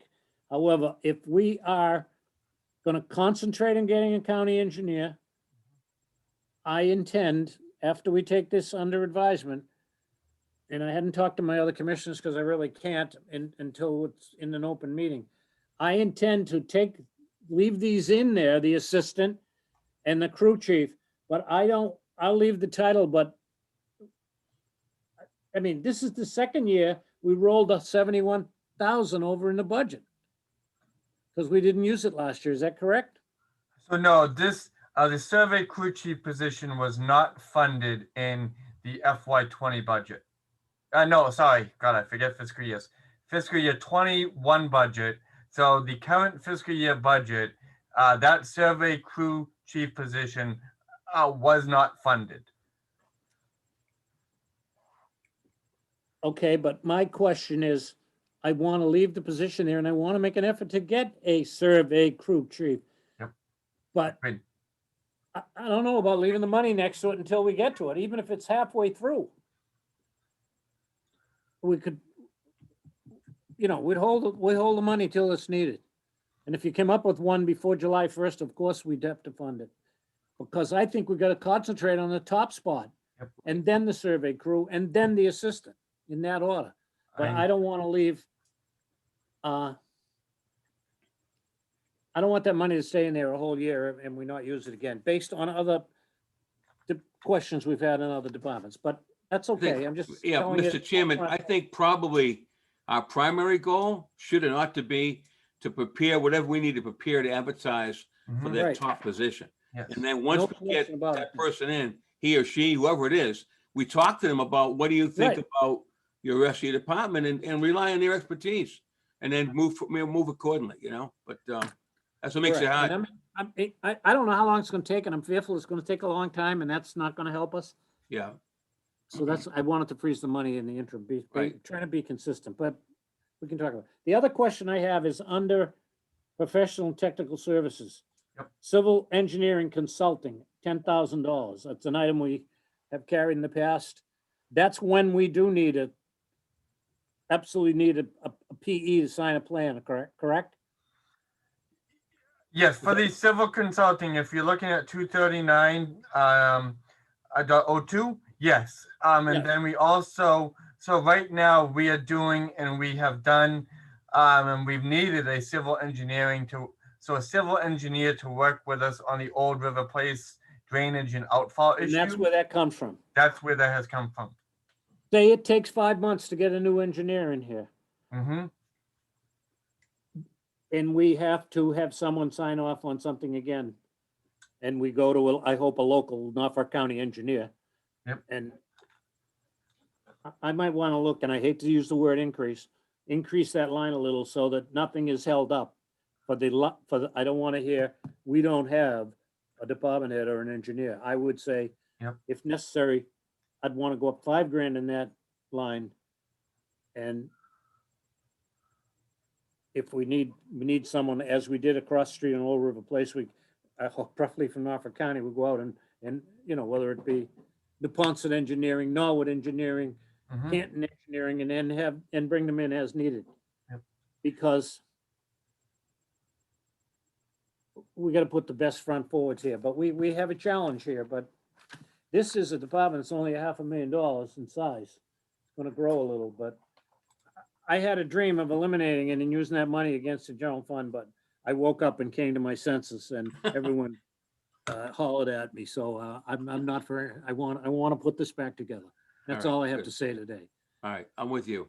I think too, it's good that the FinCom is here so that they're aware, Mr. Chairman, of the situation. So that if we do have an interim person and we need to increase that line item, they won't be caught off guard. So that's a. good Well, point. I'm not, if we don't use it, it'll come back to us, but Sure, hopefully we'll find someone, but yeah, I feel the same way about the bottom position at $71,000. yeah, I'm with you. I really don't want to, you know, what if it takes 6 months? Well, I suppose we saved 35,000, but, okay. I want to talk out of both sides of my mouth. And I did tell you that we juggle, we need an engineer, we need a department head, because when we get requests, we juggle them. I mean, we have we spoke about requests last year on another item down in the Plainville area, and we took care of it. We have ongoing things in Brookline and other places. But the Milton one was an important one. We still retain an outside traffic engineer for when studies that need to be done. I have no problem with that. He or whoever she is probably is a graduate engineer, I mean, a PE, but I don't know that traffic could take care of other civil things. So we could always morph into that line if we really needed some extra help. Ask the traffic engineer, is this stuff you could look at? But I don't know that he can or she can. Okay, this is on our radar due to the change at the top, but I'm going to turn it over to the advisory board if they have any question about the engineering department. Mr. Chairman, Mr. Connors, no, Mr. Reardon can call on you. Mr. Reardon, Go ahead, Mr. Connors. Thank you. I know you don't have the answer to it, Joe, so I guess we're gonna go back to Mike for it. On the cargo van warning lights and petitions and storage, aren't they able to transfer from the existing van to the new van? So we have petitions and storage in those, possibly? Alex, I'm not sure on the specs. Very good question. So I'm not sure of the specs of the new vans and how they relate to the design and the body features of the 2008 version. But I agree. I see where you're going there. Okay, and could you also look into, I don't know, and Joe, I think you pronounced it right, Licia, LS15 and LS18T. We don't know what they are. So that is surveying. I have found out in the meantime, since a question first actually came up, that is a piece of surveying equipment. Do we currently have those? I don't have all the information in the board, Mr. Connors. Oh, I thought you were on top of your game, Mike. And are you taking the surveyor to Dayton with you? No, Mr. Connors. Could you find out if we have those existing pieces of equipment now, and if we get new ones, or just? So you ask and you shall receive. So one of them, I think we have, this would be an updated, so this would be the updated versions of this equipment. Oh, and it's GPS related surveying equipment. Thank you. I know I'll have more information later.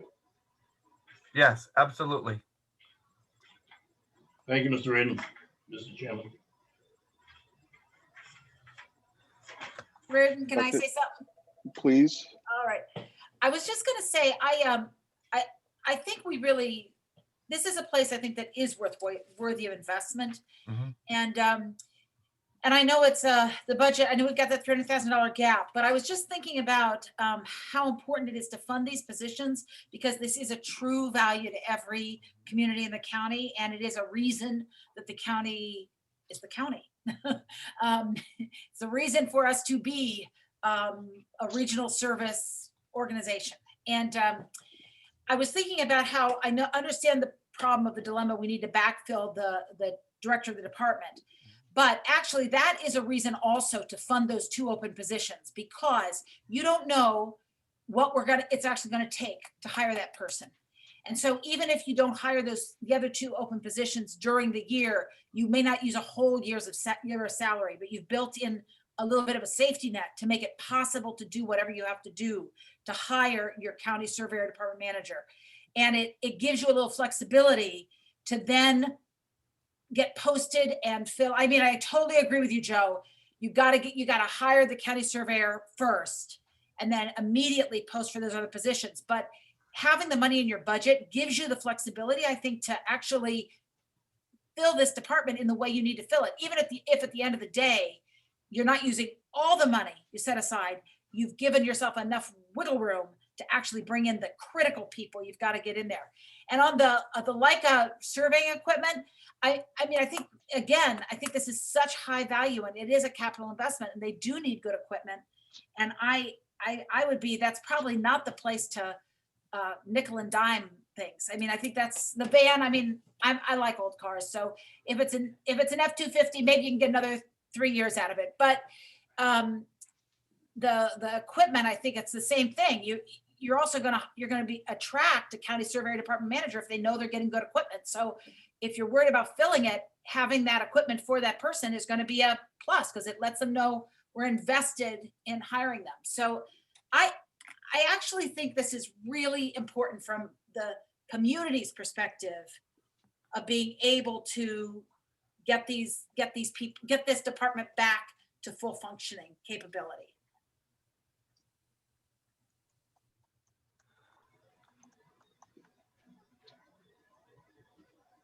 Any other questions? Ms. Frigiletti? You have any questions? Nope. I got one. Mr. Chair, Go ahead. just to speak from my position as representative from Milton, I can say that this particular service of the county is invaluable. Milton is comparatively a bigger town compared to some of the others. We don't have the capacity for this, and it is, in the opinion, I think, of our select board, to whom Commissioner Collins and Director Mullen and I presented last fall or last summer. Oh, yeah. That it is a huge, huge help. And I agree with Dr. Childs that this is certainly worthy of investment.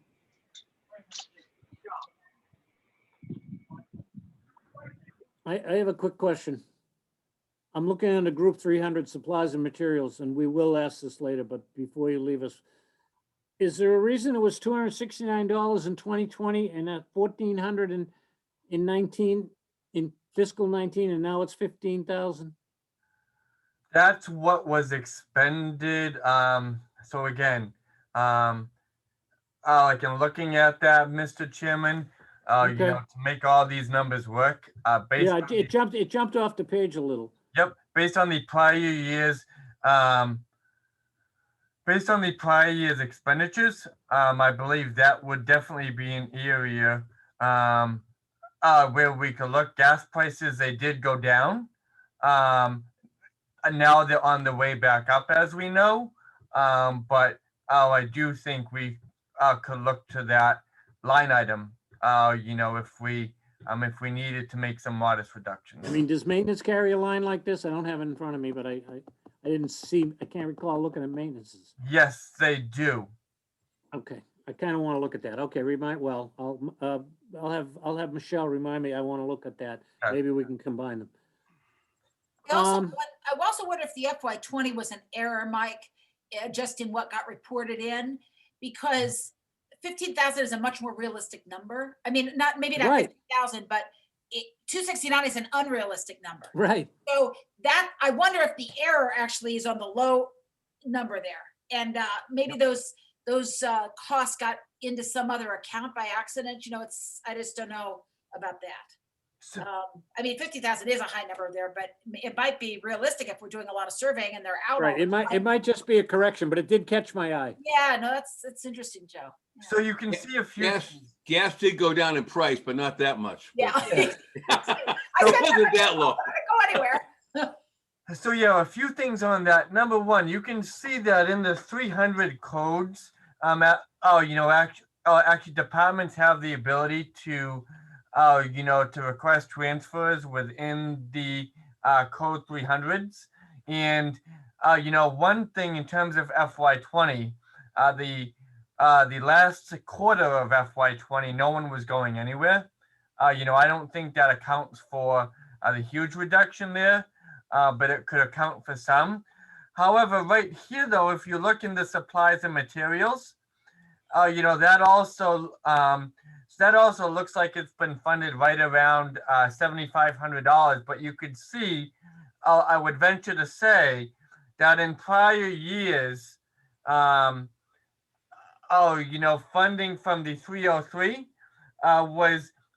might have been transferred into the 399 because that was up, like both of the FY19 expended and the FY20 expended they are higher than the original appropriation.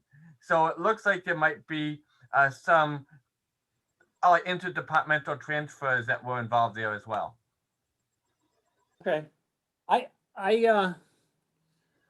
Again, this is moved up on our priority list because the department head is leaving or left. But I'm 100% in support of the engineering department, but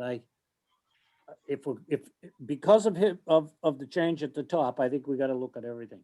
If we come up with a figure that's reasonable. And if you were to add an engineering degree before you left us, Michael, we could probably combine your job with the county engineer and There afford it to is. keep you. But we're looking for an engineer. Any last call on the engineering department? Mike, Okay.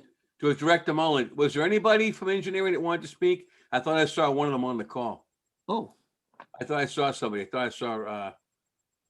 I saw Michael earlier. No? Maybe he left.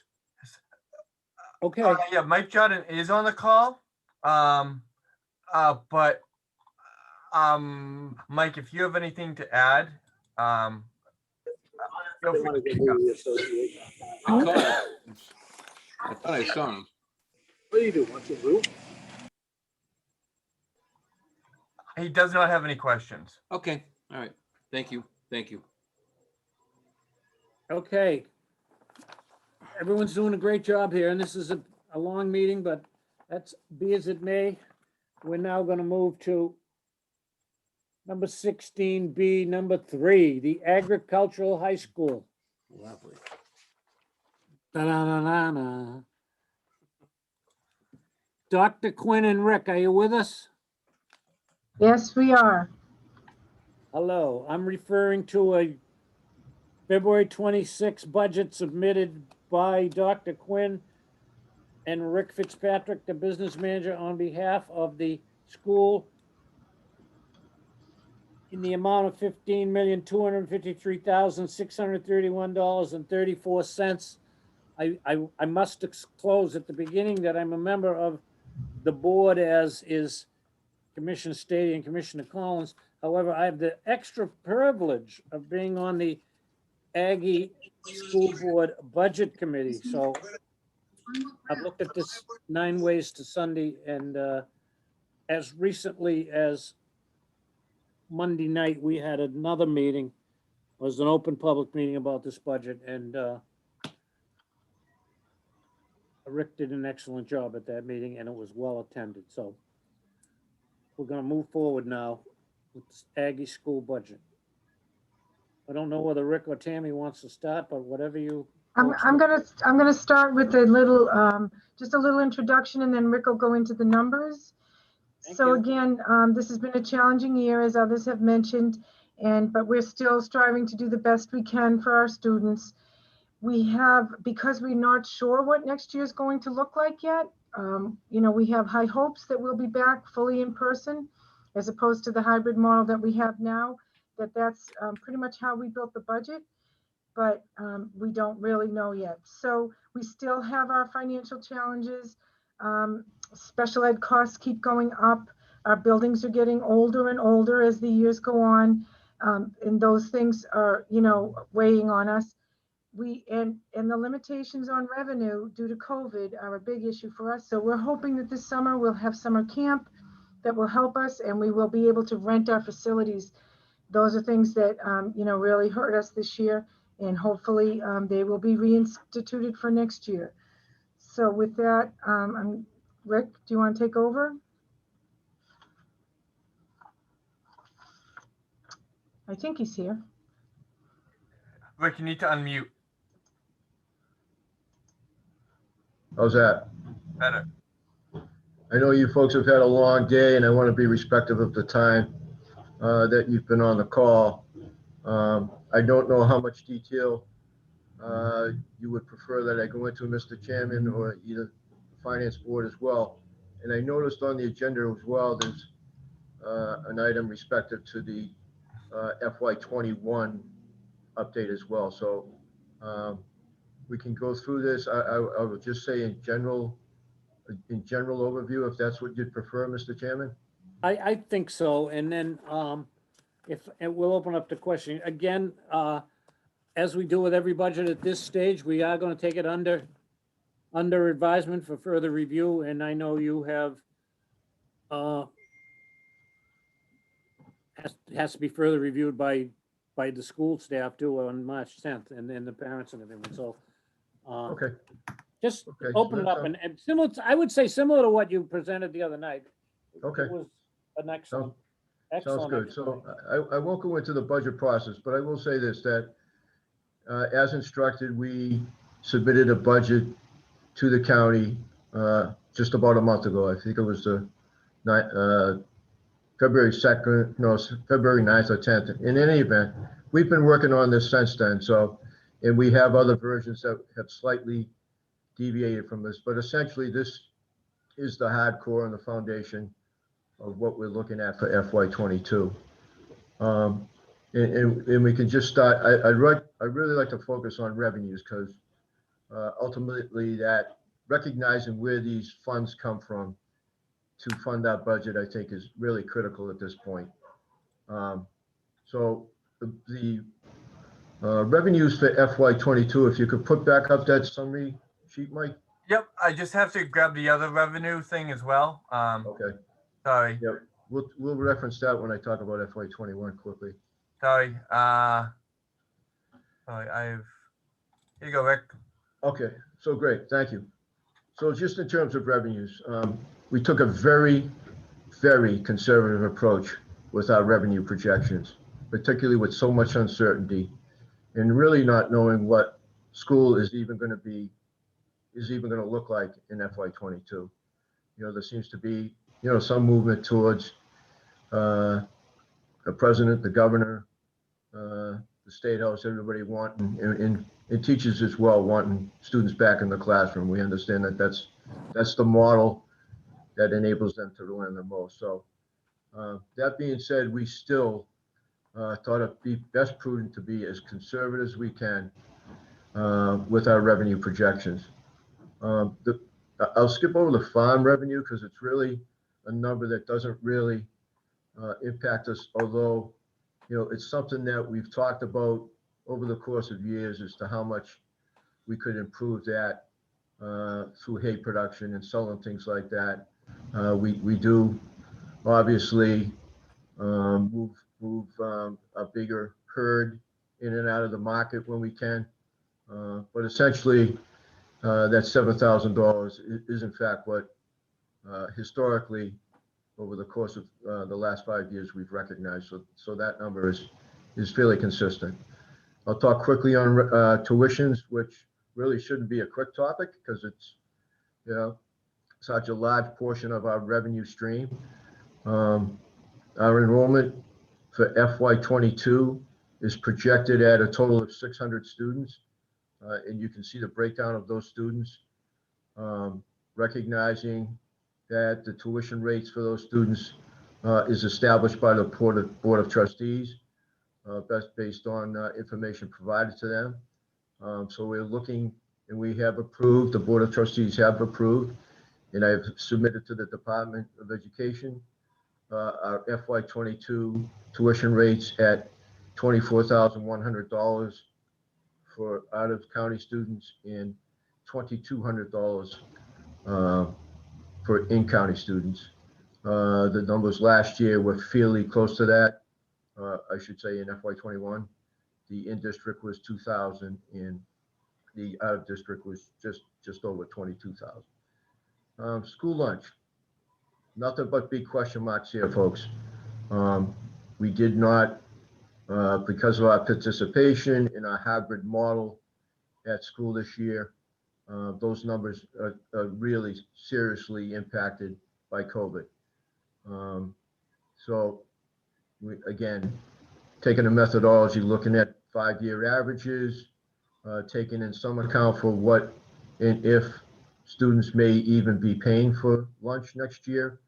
I don't know if the federal government will then continue to extend the eligibility for all students to be on free or reduced lunch. So there certainly are some questions there. Rental income, and again, a little bit of an impact here, as the superintendent mentioned.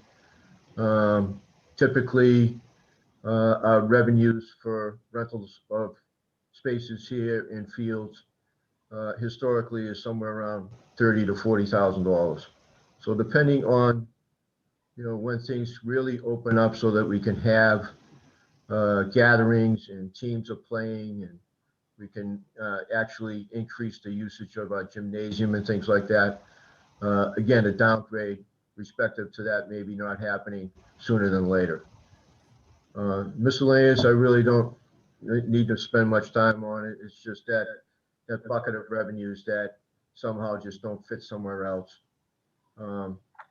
Student activity fee. This is a fee that is implemented where each student each year pays $150, which covers a lot of the uncovered administrative costs relative to running other activities here on school, extracurricular activities outside of clubs and things like that. So that is a number, again, based on enrollment. The Chapter 70, 71 numbers are the current governor's bill that's been submitted. So I don't suspect that those are going to fluctuate much. The Chapter 70 money is essentially flatlined from FY21. Interest is a number, again, based on historical revenue streams. We don't typically see that come into our budget until the treasurer posts those to each of the departments. The sped tuition number is again a fairly solid number. Again, only tied into us meeting our enrollment. For those that don't know, we're only allowed by statute to charge for special education costs in addition to the tuition to the out-of-district sending communities. And that's a formula based on those hard costs. Grant reimbursement is just a typical accounting for things that we receive through grants that can be run through the operating budget. For instance, if we subsidize a portion of the SPED director's salary to a SPED grant, we pay that full salary through the year, through the operating budget.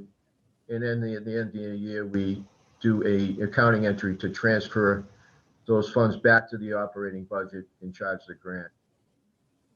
Adult education, again, taking a methodology here that we're going to consider this the most conservative approach we possibly can.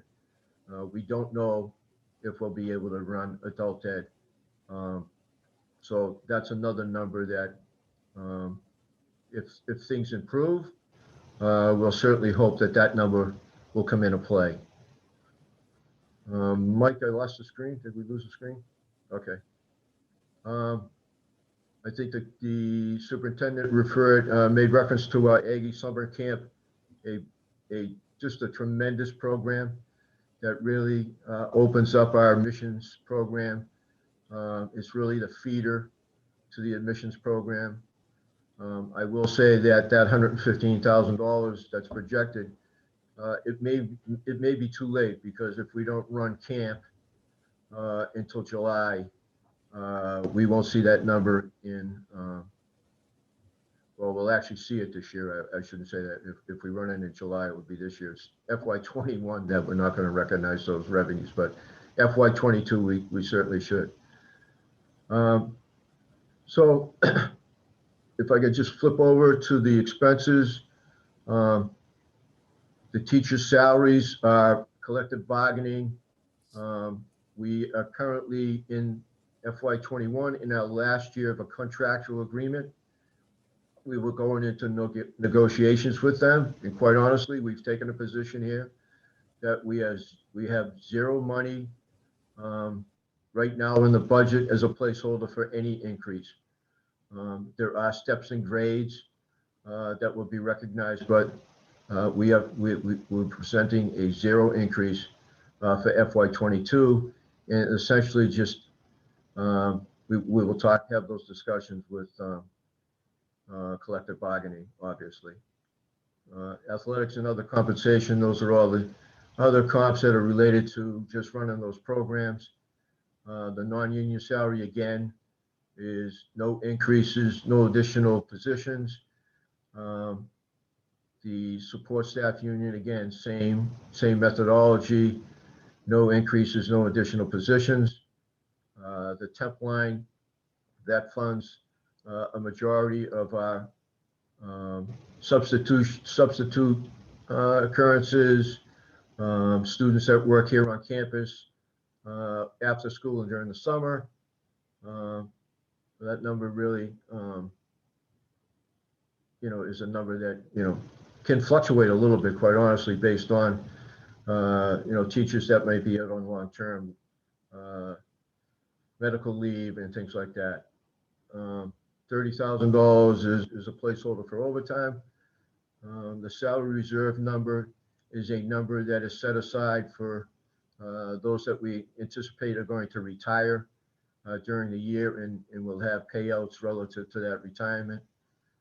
So we come to that $8,943,000. Quickly contractual, I can tell you, is essentially level service in terms of what obligations we foresee in FY22. The supplies and discretionary spending, the departments have actually done a pretty good job. That's actually slightly down from the prior year. Obligations, I believe, is similar, in line with that. The equipment of $94,000 is across the entire campus. The majority of it is requested by maintenance department, not for any large capital needs, essentially just replacing floor scrubbers and things of that, not vacuum cleaners, all of those daily pieces of equipment that over time just need to be replaced. So again, it brings our operation salaries at 11.3 million. Talk quickly about indirects. I know the current director, for the day anyway, is working very hard at putting these numbers together. I have used a methodology which I think is hopefully aggressive in determining what those estimates might be for FY22. I can tell you that the debt service number of $930,000 has been provided to me by the treasurer's office in light of what the school's debt obligations are. So we know that's a good number. So that is a summary of what FY22 represents. I will say that we have, when I talked about no additional positions, we have no unfilled positions. In fact, we have brought back a school psychologist, which we actually funded in FY21, but weren't able to fill. And that position is still in the budget. In addition, in the way we funded that was that we had 2 part-time positions, one contractually, and one that was a part-time tester as well. That was a salary position. So we pretty much were able to balance that without impacting the budget. And, we certainly recognize that in FY22, there'll be an uptick, no doubt, in the needs that students will need, particularly knowing that they've, somewhat fallen behind. Mr. Chairman, I don't know if there's any other things you'd like me to cover. I'm going to open it up again. It is our intention, I believe, to take this under advisement. This isn't, we have an aggressive calendar here, but we're going to stick to it. But this is our first wave. Did you discuss your deficit? Did you mention that number, or did you just? Yeah, okay, yep, thank you. We could go back to that. Yeah, so. The shortfall number. Yeah, in order to balance this budget as it's presented, again, with these very conservative revenue approach, we're looking at a $315,000 shortfall.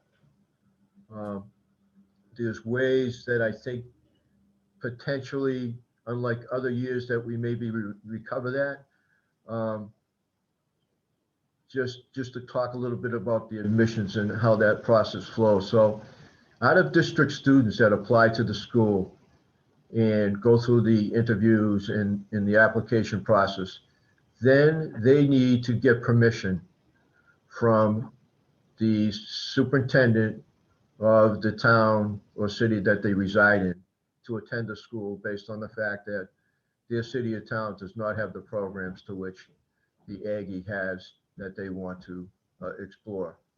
So in years past, that document need to be signed off by the superintendent by April 1st.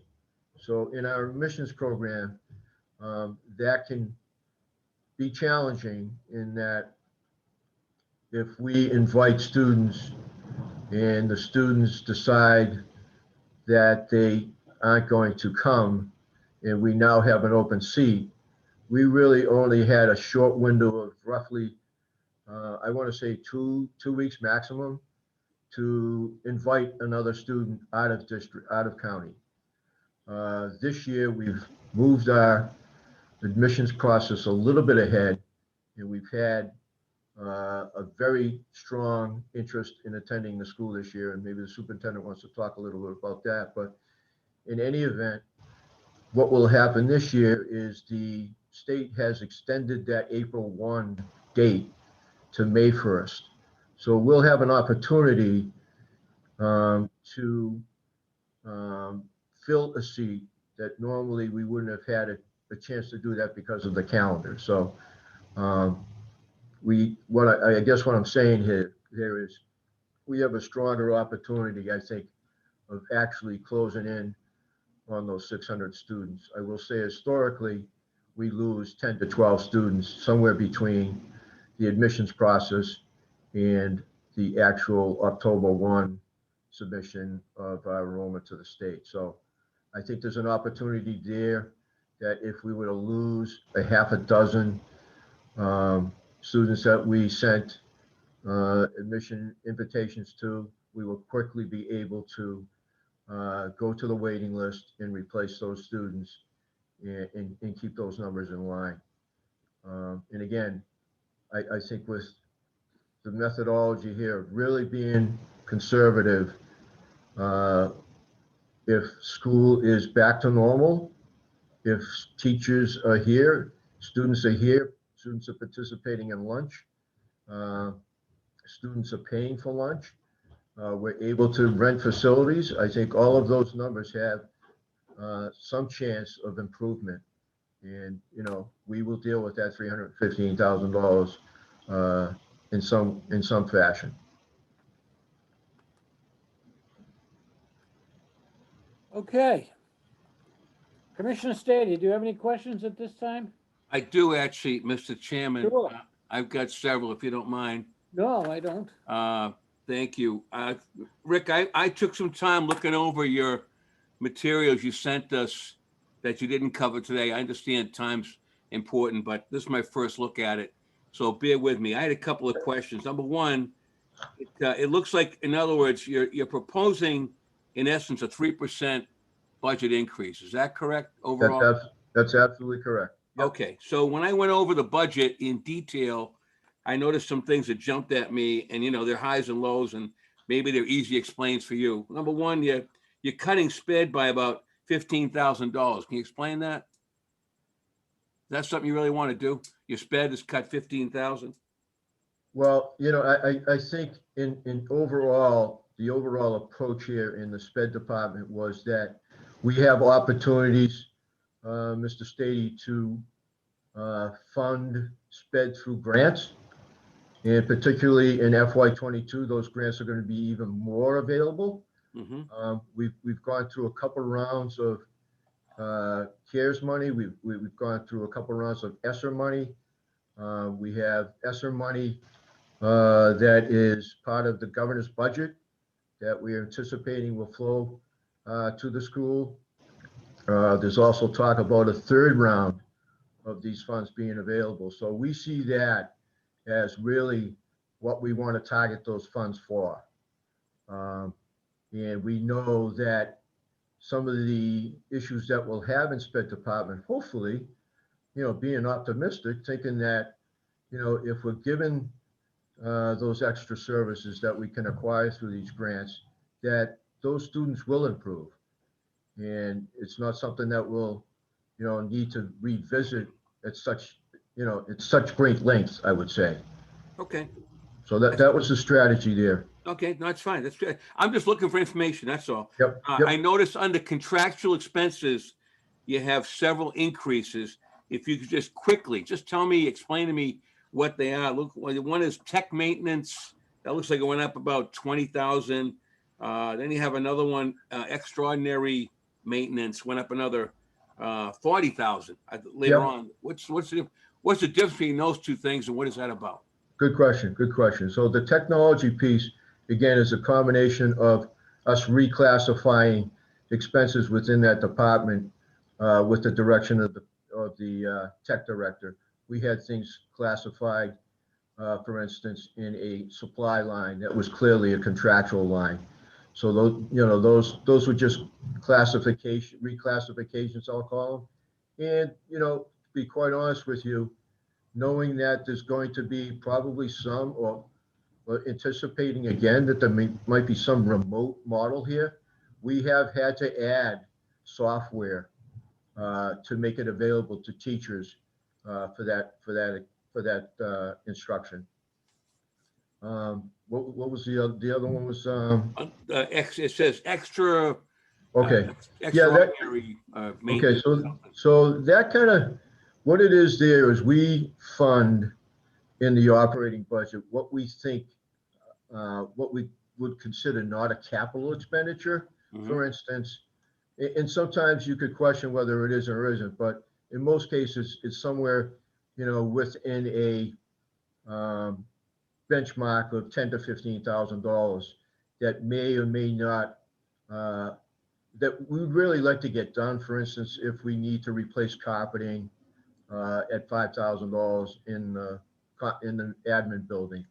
Currently, we have, a couple projects that I think we could do in-house that don't need to go to a bid process. So that enables us to do those things, kind of on the fly, I would say, by our in-house staff. Okay, bear with me. A couple more, Mr. Chairman, is that all right? Sure. Yep. Okay, I noticed a decrease. It says in district-wide professional development of about 50,000. Obviously, as a former teacher, I'm not happy to see that, but what's the rationale there? District-wide professional, I said 50,000, look like it went down 50,000.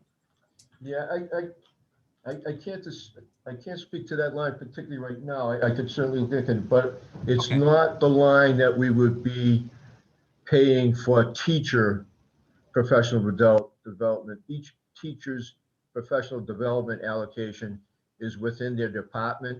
So for instance, the academic department has a placeholder for their professional development. The vocational department has a placeholder, all in different account codes. I'd have to look at, particularly where it's a district-wide classification, what that line item really entails. Okay, you can get back to me when you can. That's what this is about. Thank you. Yep. Just two other things, more or less a statement, and again, feel free to rebut or inform me. Equipment in section 52, it looks like overall you're going up about 90,000. Is that correct? For different items? About 90,000. Is that because of, is it relationship, the COVID pandemic's over, you're gonna need more material, back to the class? What's the thinking on that? Was there any rationale in that, or? Okay, so are you referring to the 94,071? Yes. Equipment? Yeah. I think I alluded to the majority of that, Mr. Commissioner, is equipment that, again, is needed most in the facilities. You kind of referred exactly to what it is. It's just those kinds of items that are needed, particularly to keep buildings to such a degree of cleanliness and safety. Yep. Okay, and last one, if you would. So Sure. we had an Abrams report earlier. I'm not sure if you were listening in. And they alluded to the fact that perhaps Walpole might be a partner in providing lunch, to the Aggie students as an option. So that would obviously have some impact on our revenue projection. And did you think about that when you made that projection up? Yeah, I was actually, when I spoke with the Abrams Group, I actually had that conversation. And in fact, prior to COVID, I actually had a couple meetings with the school lunch director in Walpole, as well as the business manager. And it was a very, very encouraging conversation. They have a very robust program where they provide lunch for many schools in the town. And I saw that, quite honestly, with the model that we were going to, with a kind of a grab and go model that we're kind of trying to run here, is that would be a terrific way of us maybe saving some costs. We wouldn't have the unused product per se. Everybody would be ordering in place for what they were asking. So those conversations are continuing with them. And my other discussion with the Abrams Group is, and this is more of a mass general law, the county and the school being part of the county doesn't have the ability to establish revolving funds. So if we could move in that direction through the Department of Revenue and solicit them to allow us to do that, we could essentially pull the lunch program out of our operating budget, which would be huge. Now we don't have to cover any of those costs. It's set aside. It's operating on its own revenues, and that would be a great improvement for us. That's what a lot of municipalities do. That would be great. That would be great. So anything we can do on that, let us know. Do we offer a breakfast program as well for students? We do. Okay, good. Okay, excellent. Good. Okay. Took a lot of your time. I appreciate. Thank you, Mr. Chairman. Thank you, Rick. Thank you. You're welcome. Okay, advisory board members, any questions of Rick?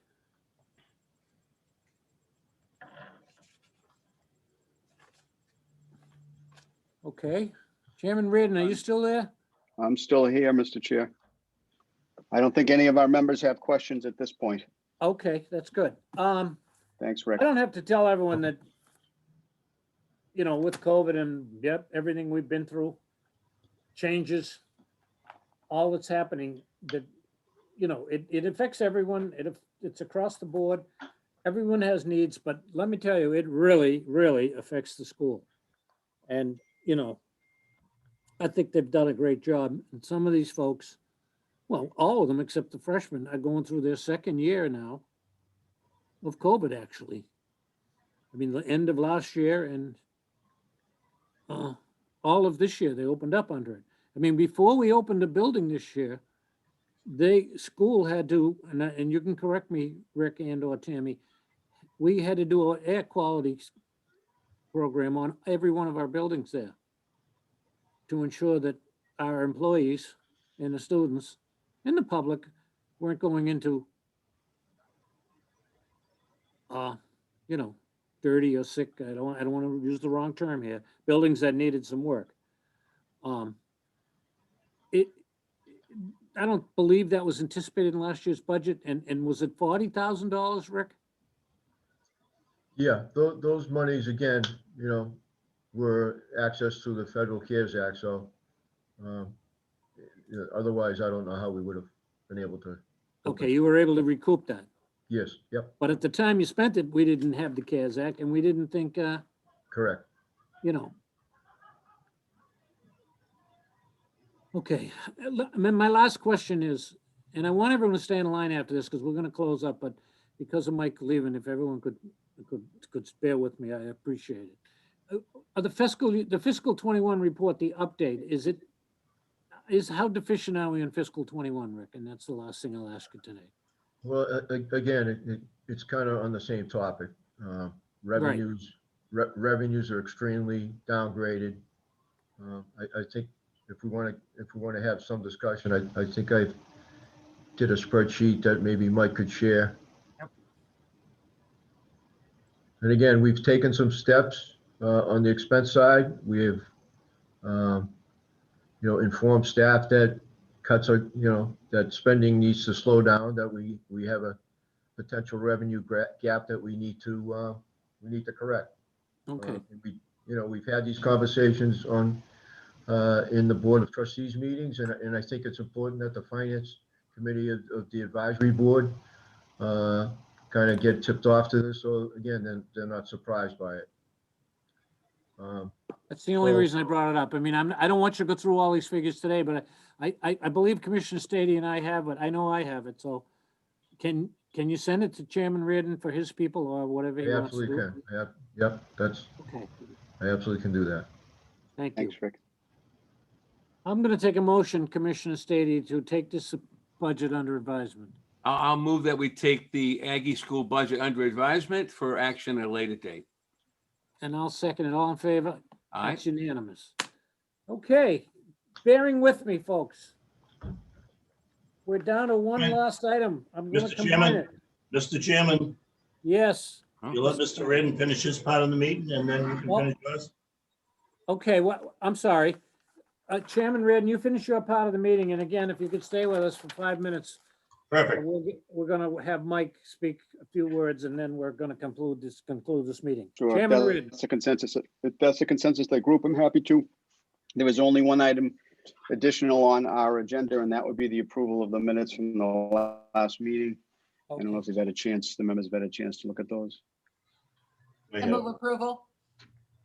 Seconded. That you, I think that was Dr. Childs and was Chair Connors calling the roll. Dr. Childs, Yes. Mr. Connors, Yes. Ms. Frigiletti. Yes. All right, is there a motion to adjourn the Finance Committee meeting?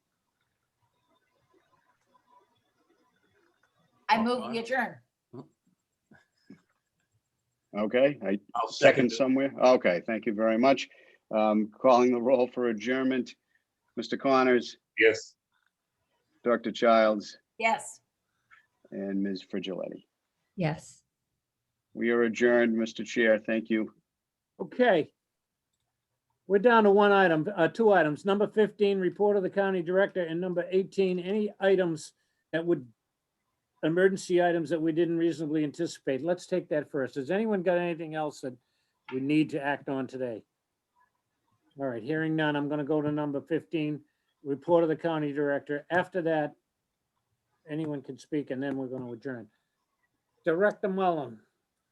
Thank you, Mr. Chairman, and thank you, members of the FinCom as well. There was one question that I just wanted to provide an update on that the school business manager just brought up, like regarding the timeline for the indirect costs. We are working on those now in this office. We're making really good progress on them, and I expect to have them out, to have them to the school and to the registry in 2 weeks. In about 2 weeks' time. So then both the school and the registry can incorporate them into their budgets, and they can be incorporated into our budgets going forward. That process, in addition to the usual budget, our traditional budget process, the indirect process and compiling them does take some time every year. But we're actively working on them, and we're in fairly good shape. I do want to thank Michelle Labadini, and Bill Buckley and Nancy Rockwell, in the treasurer's office, for their work with us on that. So just wanted to provide an update on that. And I do want to, as you mentioned, Mr. Chairman, this is my last meeting. And I want to take an opportunity to say farewell, but not goodbye. First and foremost, I really want to thank the county commissioners, especially Chairman Fran O'Brien, now Chairman Shea, and Commissioner Peter Collins for taking a chance on me about 4 years ago. I also want to thank Frank Haggerty for I think seeing something in me at the time as well. It has just been an incredible opportunity, an incredible honor to work for the county, and with so many of our dedicated employees. for these last few years. And one of the highlights of my time, with the exception of Mr. Connors, has been the relationships that we really have built in the last year and a half, especially with the FinCom to do to undertake the efforts we've been undertaking in the budget. And I was only joking about you, Mr. Connors. You, one of the highlights, I think. But Thank you. like our work. I mean, like our work, and then the work we've been doing over the last few months, with Commissioner Stady as well.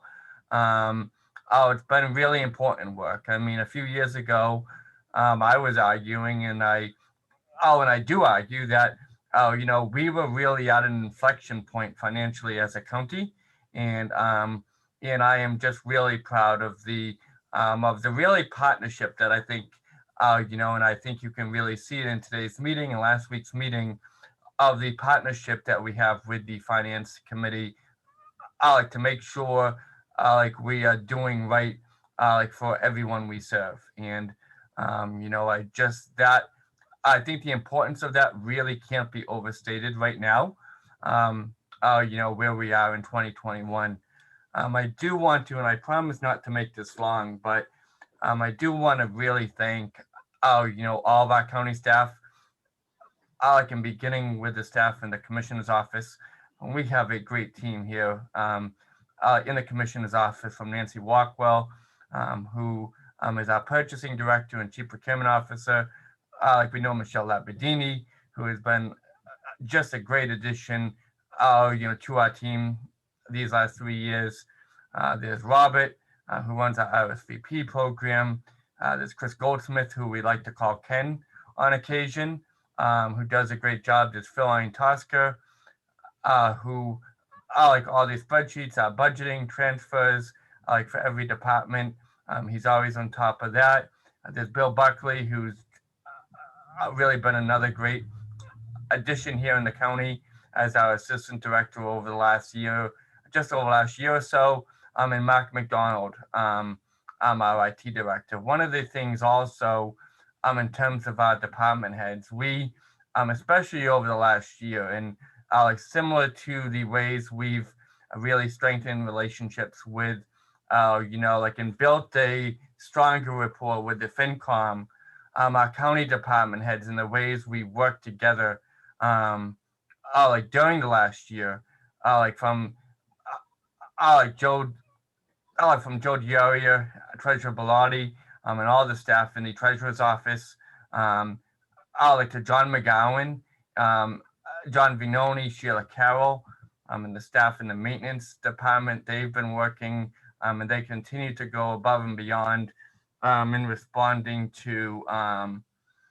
COVID situations. Tammy and Rick, again, the partnership that we've strengthened and built, between the county and the school, and how we've rebuilt that, is a real highlight. Joe McNichols, was a real pleasure to work with, and Carl Miner, Dana Smith from the golf course, and Dale Kurtz, who is our veterans advocate. He's just been incredible, and he provides such a great service to the towns of Avon and Franklin, and to all veterans in Norfolk County, and to local VSOs in every community as well. And I really want to thank,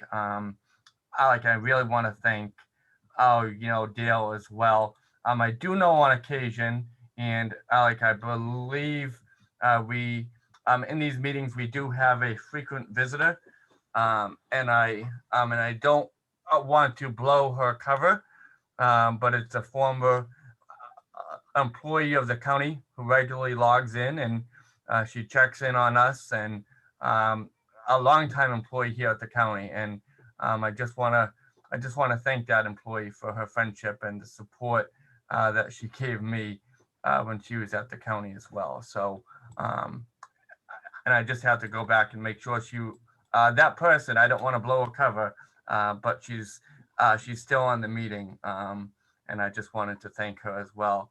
Looking back, when I started at the county in 2017, my introduction to the culture of the county, or at least what I hope is really the former culture of the county, came at my second advisory board meeting when a member of the advisory board waged an unsuccessful effort to get rid of my job. Just 3 weeks after my 8-week-old twins, I came home from the NICU. And thankfully, I like to say, and I like to think that we made strides in improving that culture. And I'm proud to say, while there's been naysayers, that I did my job, and I've truly enjoyed actually working for, so in serving the county these last few years.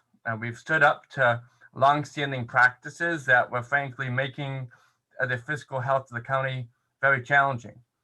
We've restructured our budget to bring the county budget in line with best practices, and to fund our budget the same way that our cities and towns are funding theirs. And frankly, to end the prior practices of drastically overfunding the registry of deeds at the expense of other departments. And that work, it's been a significant effort, and I'm extremely proud of that because, as we can see in this year's budget process, though we have challenges, what we went through last year, and the fact that we prioritize transparency and working together through it, I think it's made us stronger and all the more better for it. Additionally, we had Mike Dennehy on the meeting earlier. Like a lot of the work we've done over these last few years in strengthening our regional partnerships has been extremely helpful. Like working with the towns of Milton,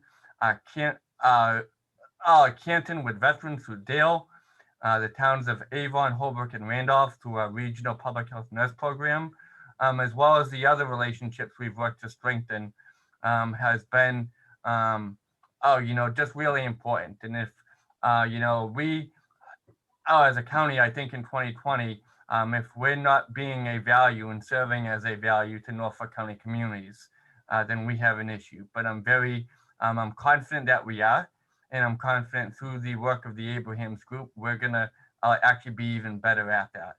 And, in conclusion, really, we're a family here in Norfolk County, and I'm an outsider. I don't even live in the county, as I think we all know. And it's truly been an honor to be welcomed into that family.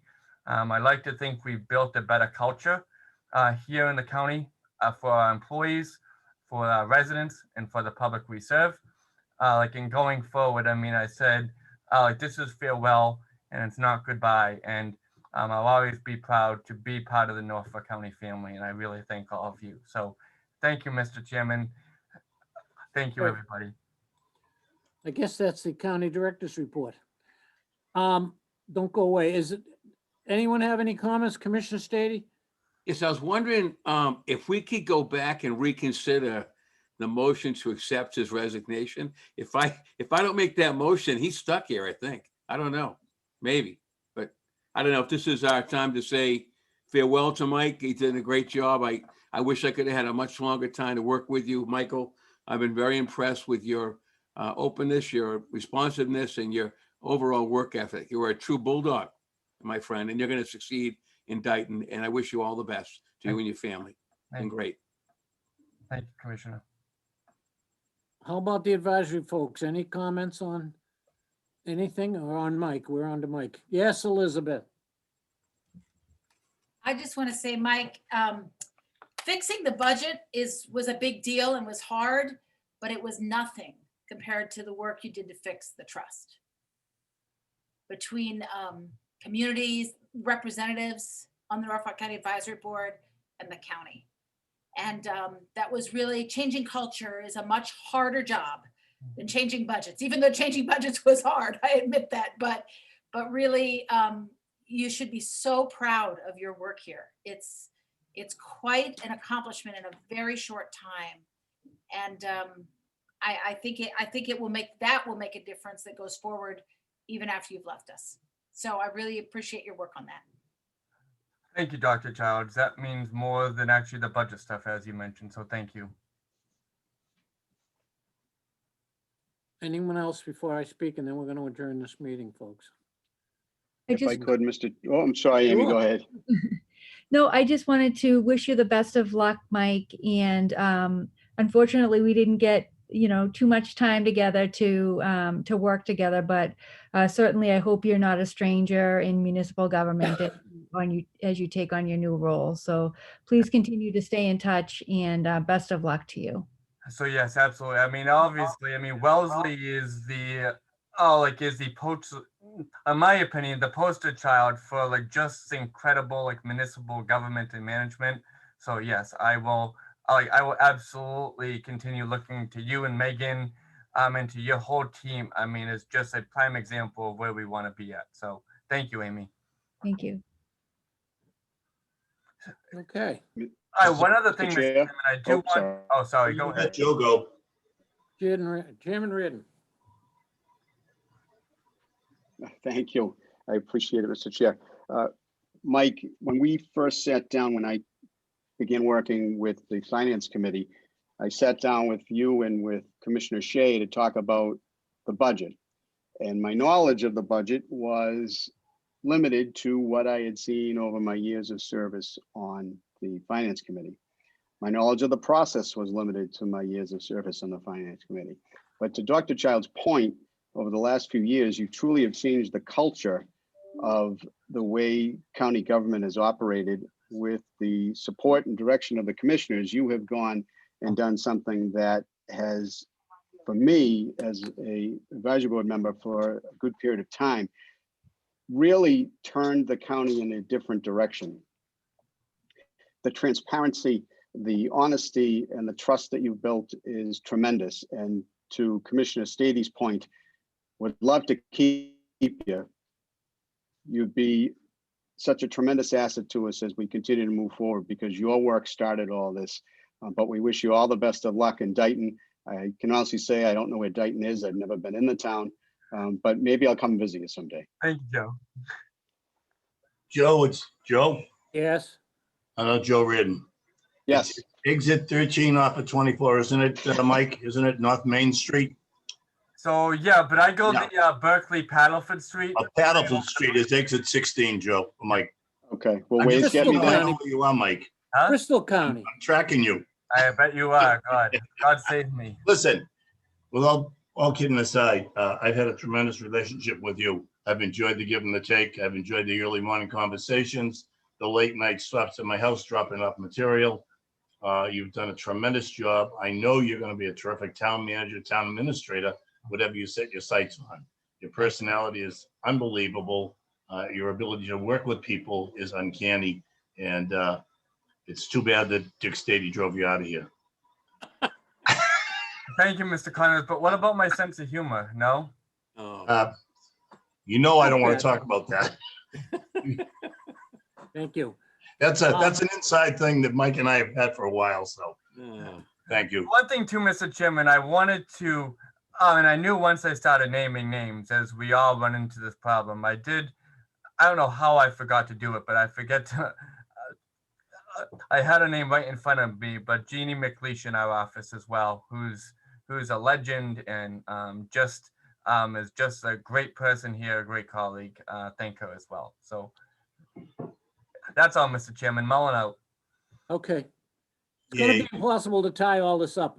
It's a bittersweet moment for me because I'm going to start off by quoting our great friend who just retired. Franny was pretty quiet almost 4 years ago, and when Mike came here, he originally came as assistant.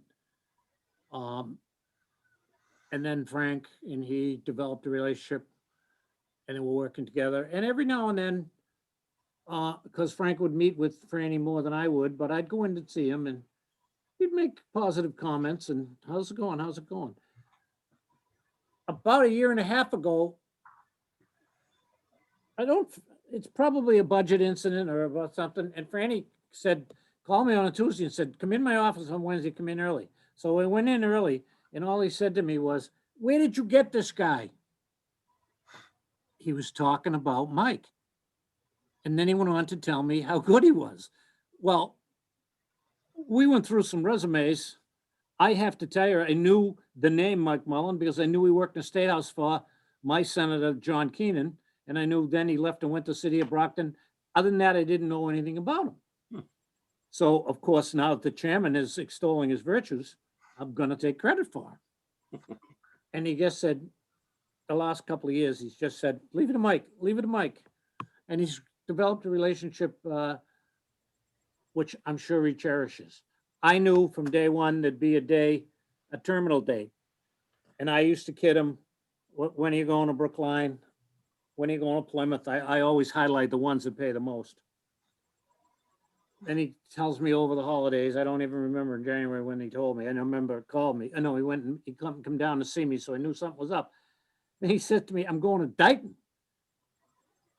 Well, I guess I'm a little better than Joe Ridden. I heard of the town, but I said, Dayton, we can do better than that.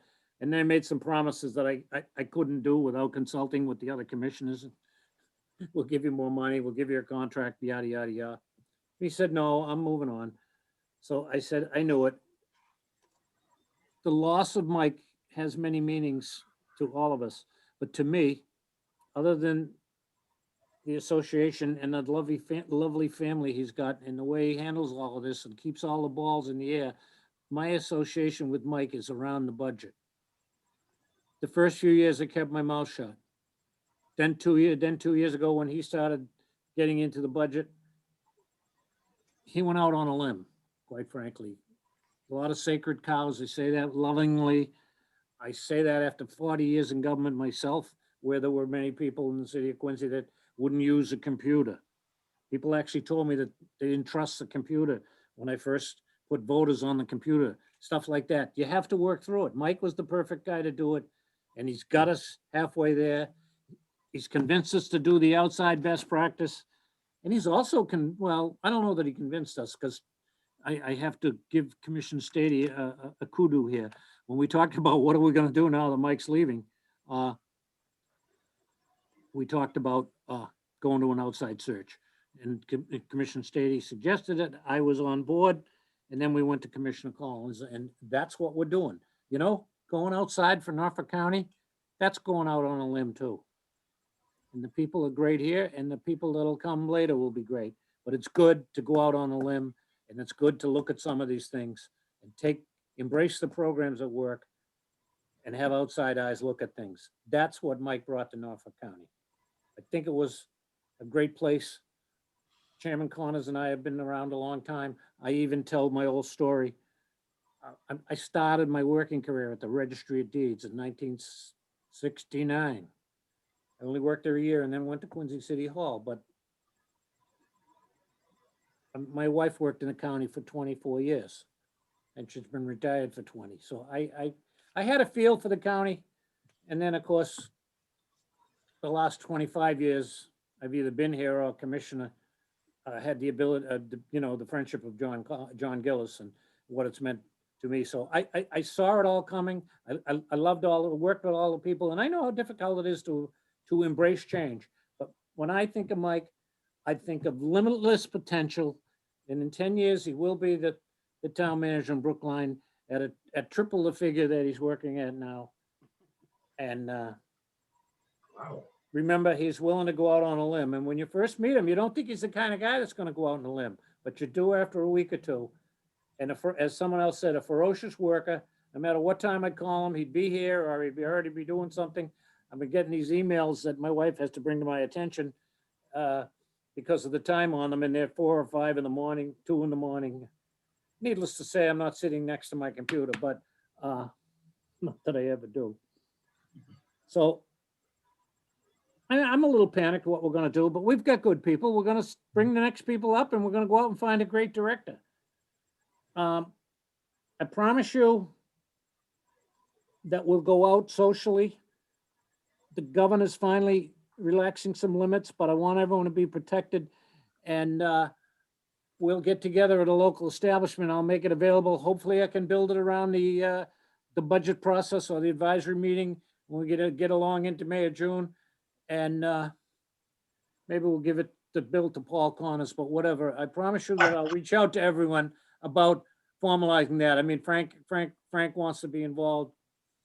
Others have reached out to me, but the calendar's moving, Mike's moving, and we're moving. I mean, we just had a 4-hour meeting here today that has got to be done, and it's good stuff.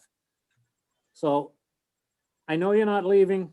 You're leaving this building, Mike, and I know you're not leaving your thoughts, but I'll be calling you, and I don't think I'm going to take a ride with Joe Reardon down to Dayton, but I'm not going to Dayton. We're I know going how to to find North it. Randolph. North Randolph. Well, that's where I want the party to be, Paul. That's where we're going. When we can finally get a little more social than we are here. Because a few times, it's not like the old days when I was training under O'Brien and Gillis, but a few times Mike and I and Bill and one or two others here have gone out, but there's certain little benchmark things I like to bring up to Mike, but I can't say them here over the air, but we can do it when you take us all to La Scala, Paul. So Mike, we love you. My wife is disappointed you're leaving. It's important if you've impressed my wife, and that's a monumental task, but she said, oh, I hope you people are going to do something good for Mike. And I said, not today, dear. And she got mad. But congratulations, and I know that the town of Dayton is a very lucky place. Yes, they are. Yep. Anyone else has any comment at all? And then I'm going to adjourn this meeting. We land the plane. I'm sorry, what? We land the plane. Go ahead. We're ready. Bye, Mike. Okay. I'll make a motion to adjourn the meeting of the county commissioners. Thank you very much. Motion adjourned. I'll second it. All in favor? Aye. This meeting of I'm March so 3rd, sad, 2021 is adjourned. Take care, everybody. Thank Here, you. Mike. you. Thank you. Farewell, Mike. Thank you. Thank you. Bye, Mike. Bye, Tammy. Whoop.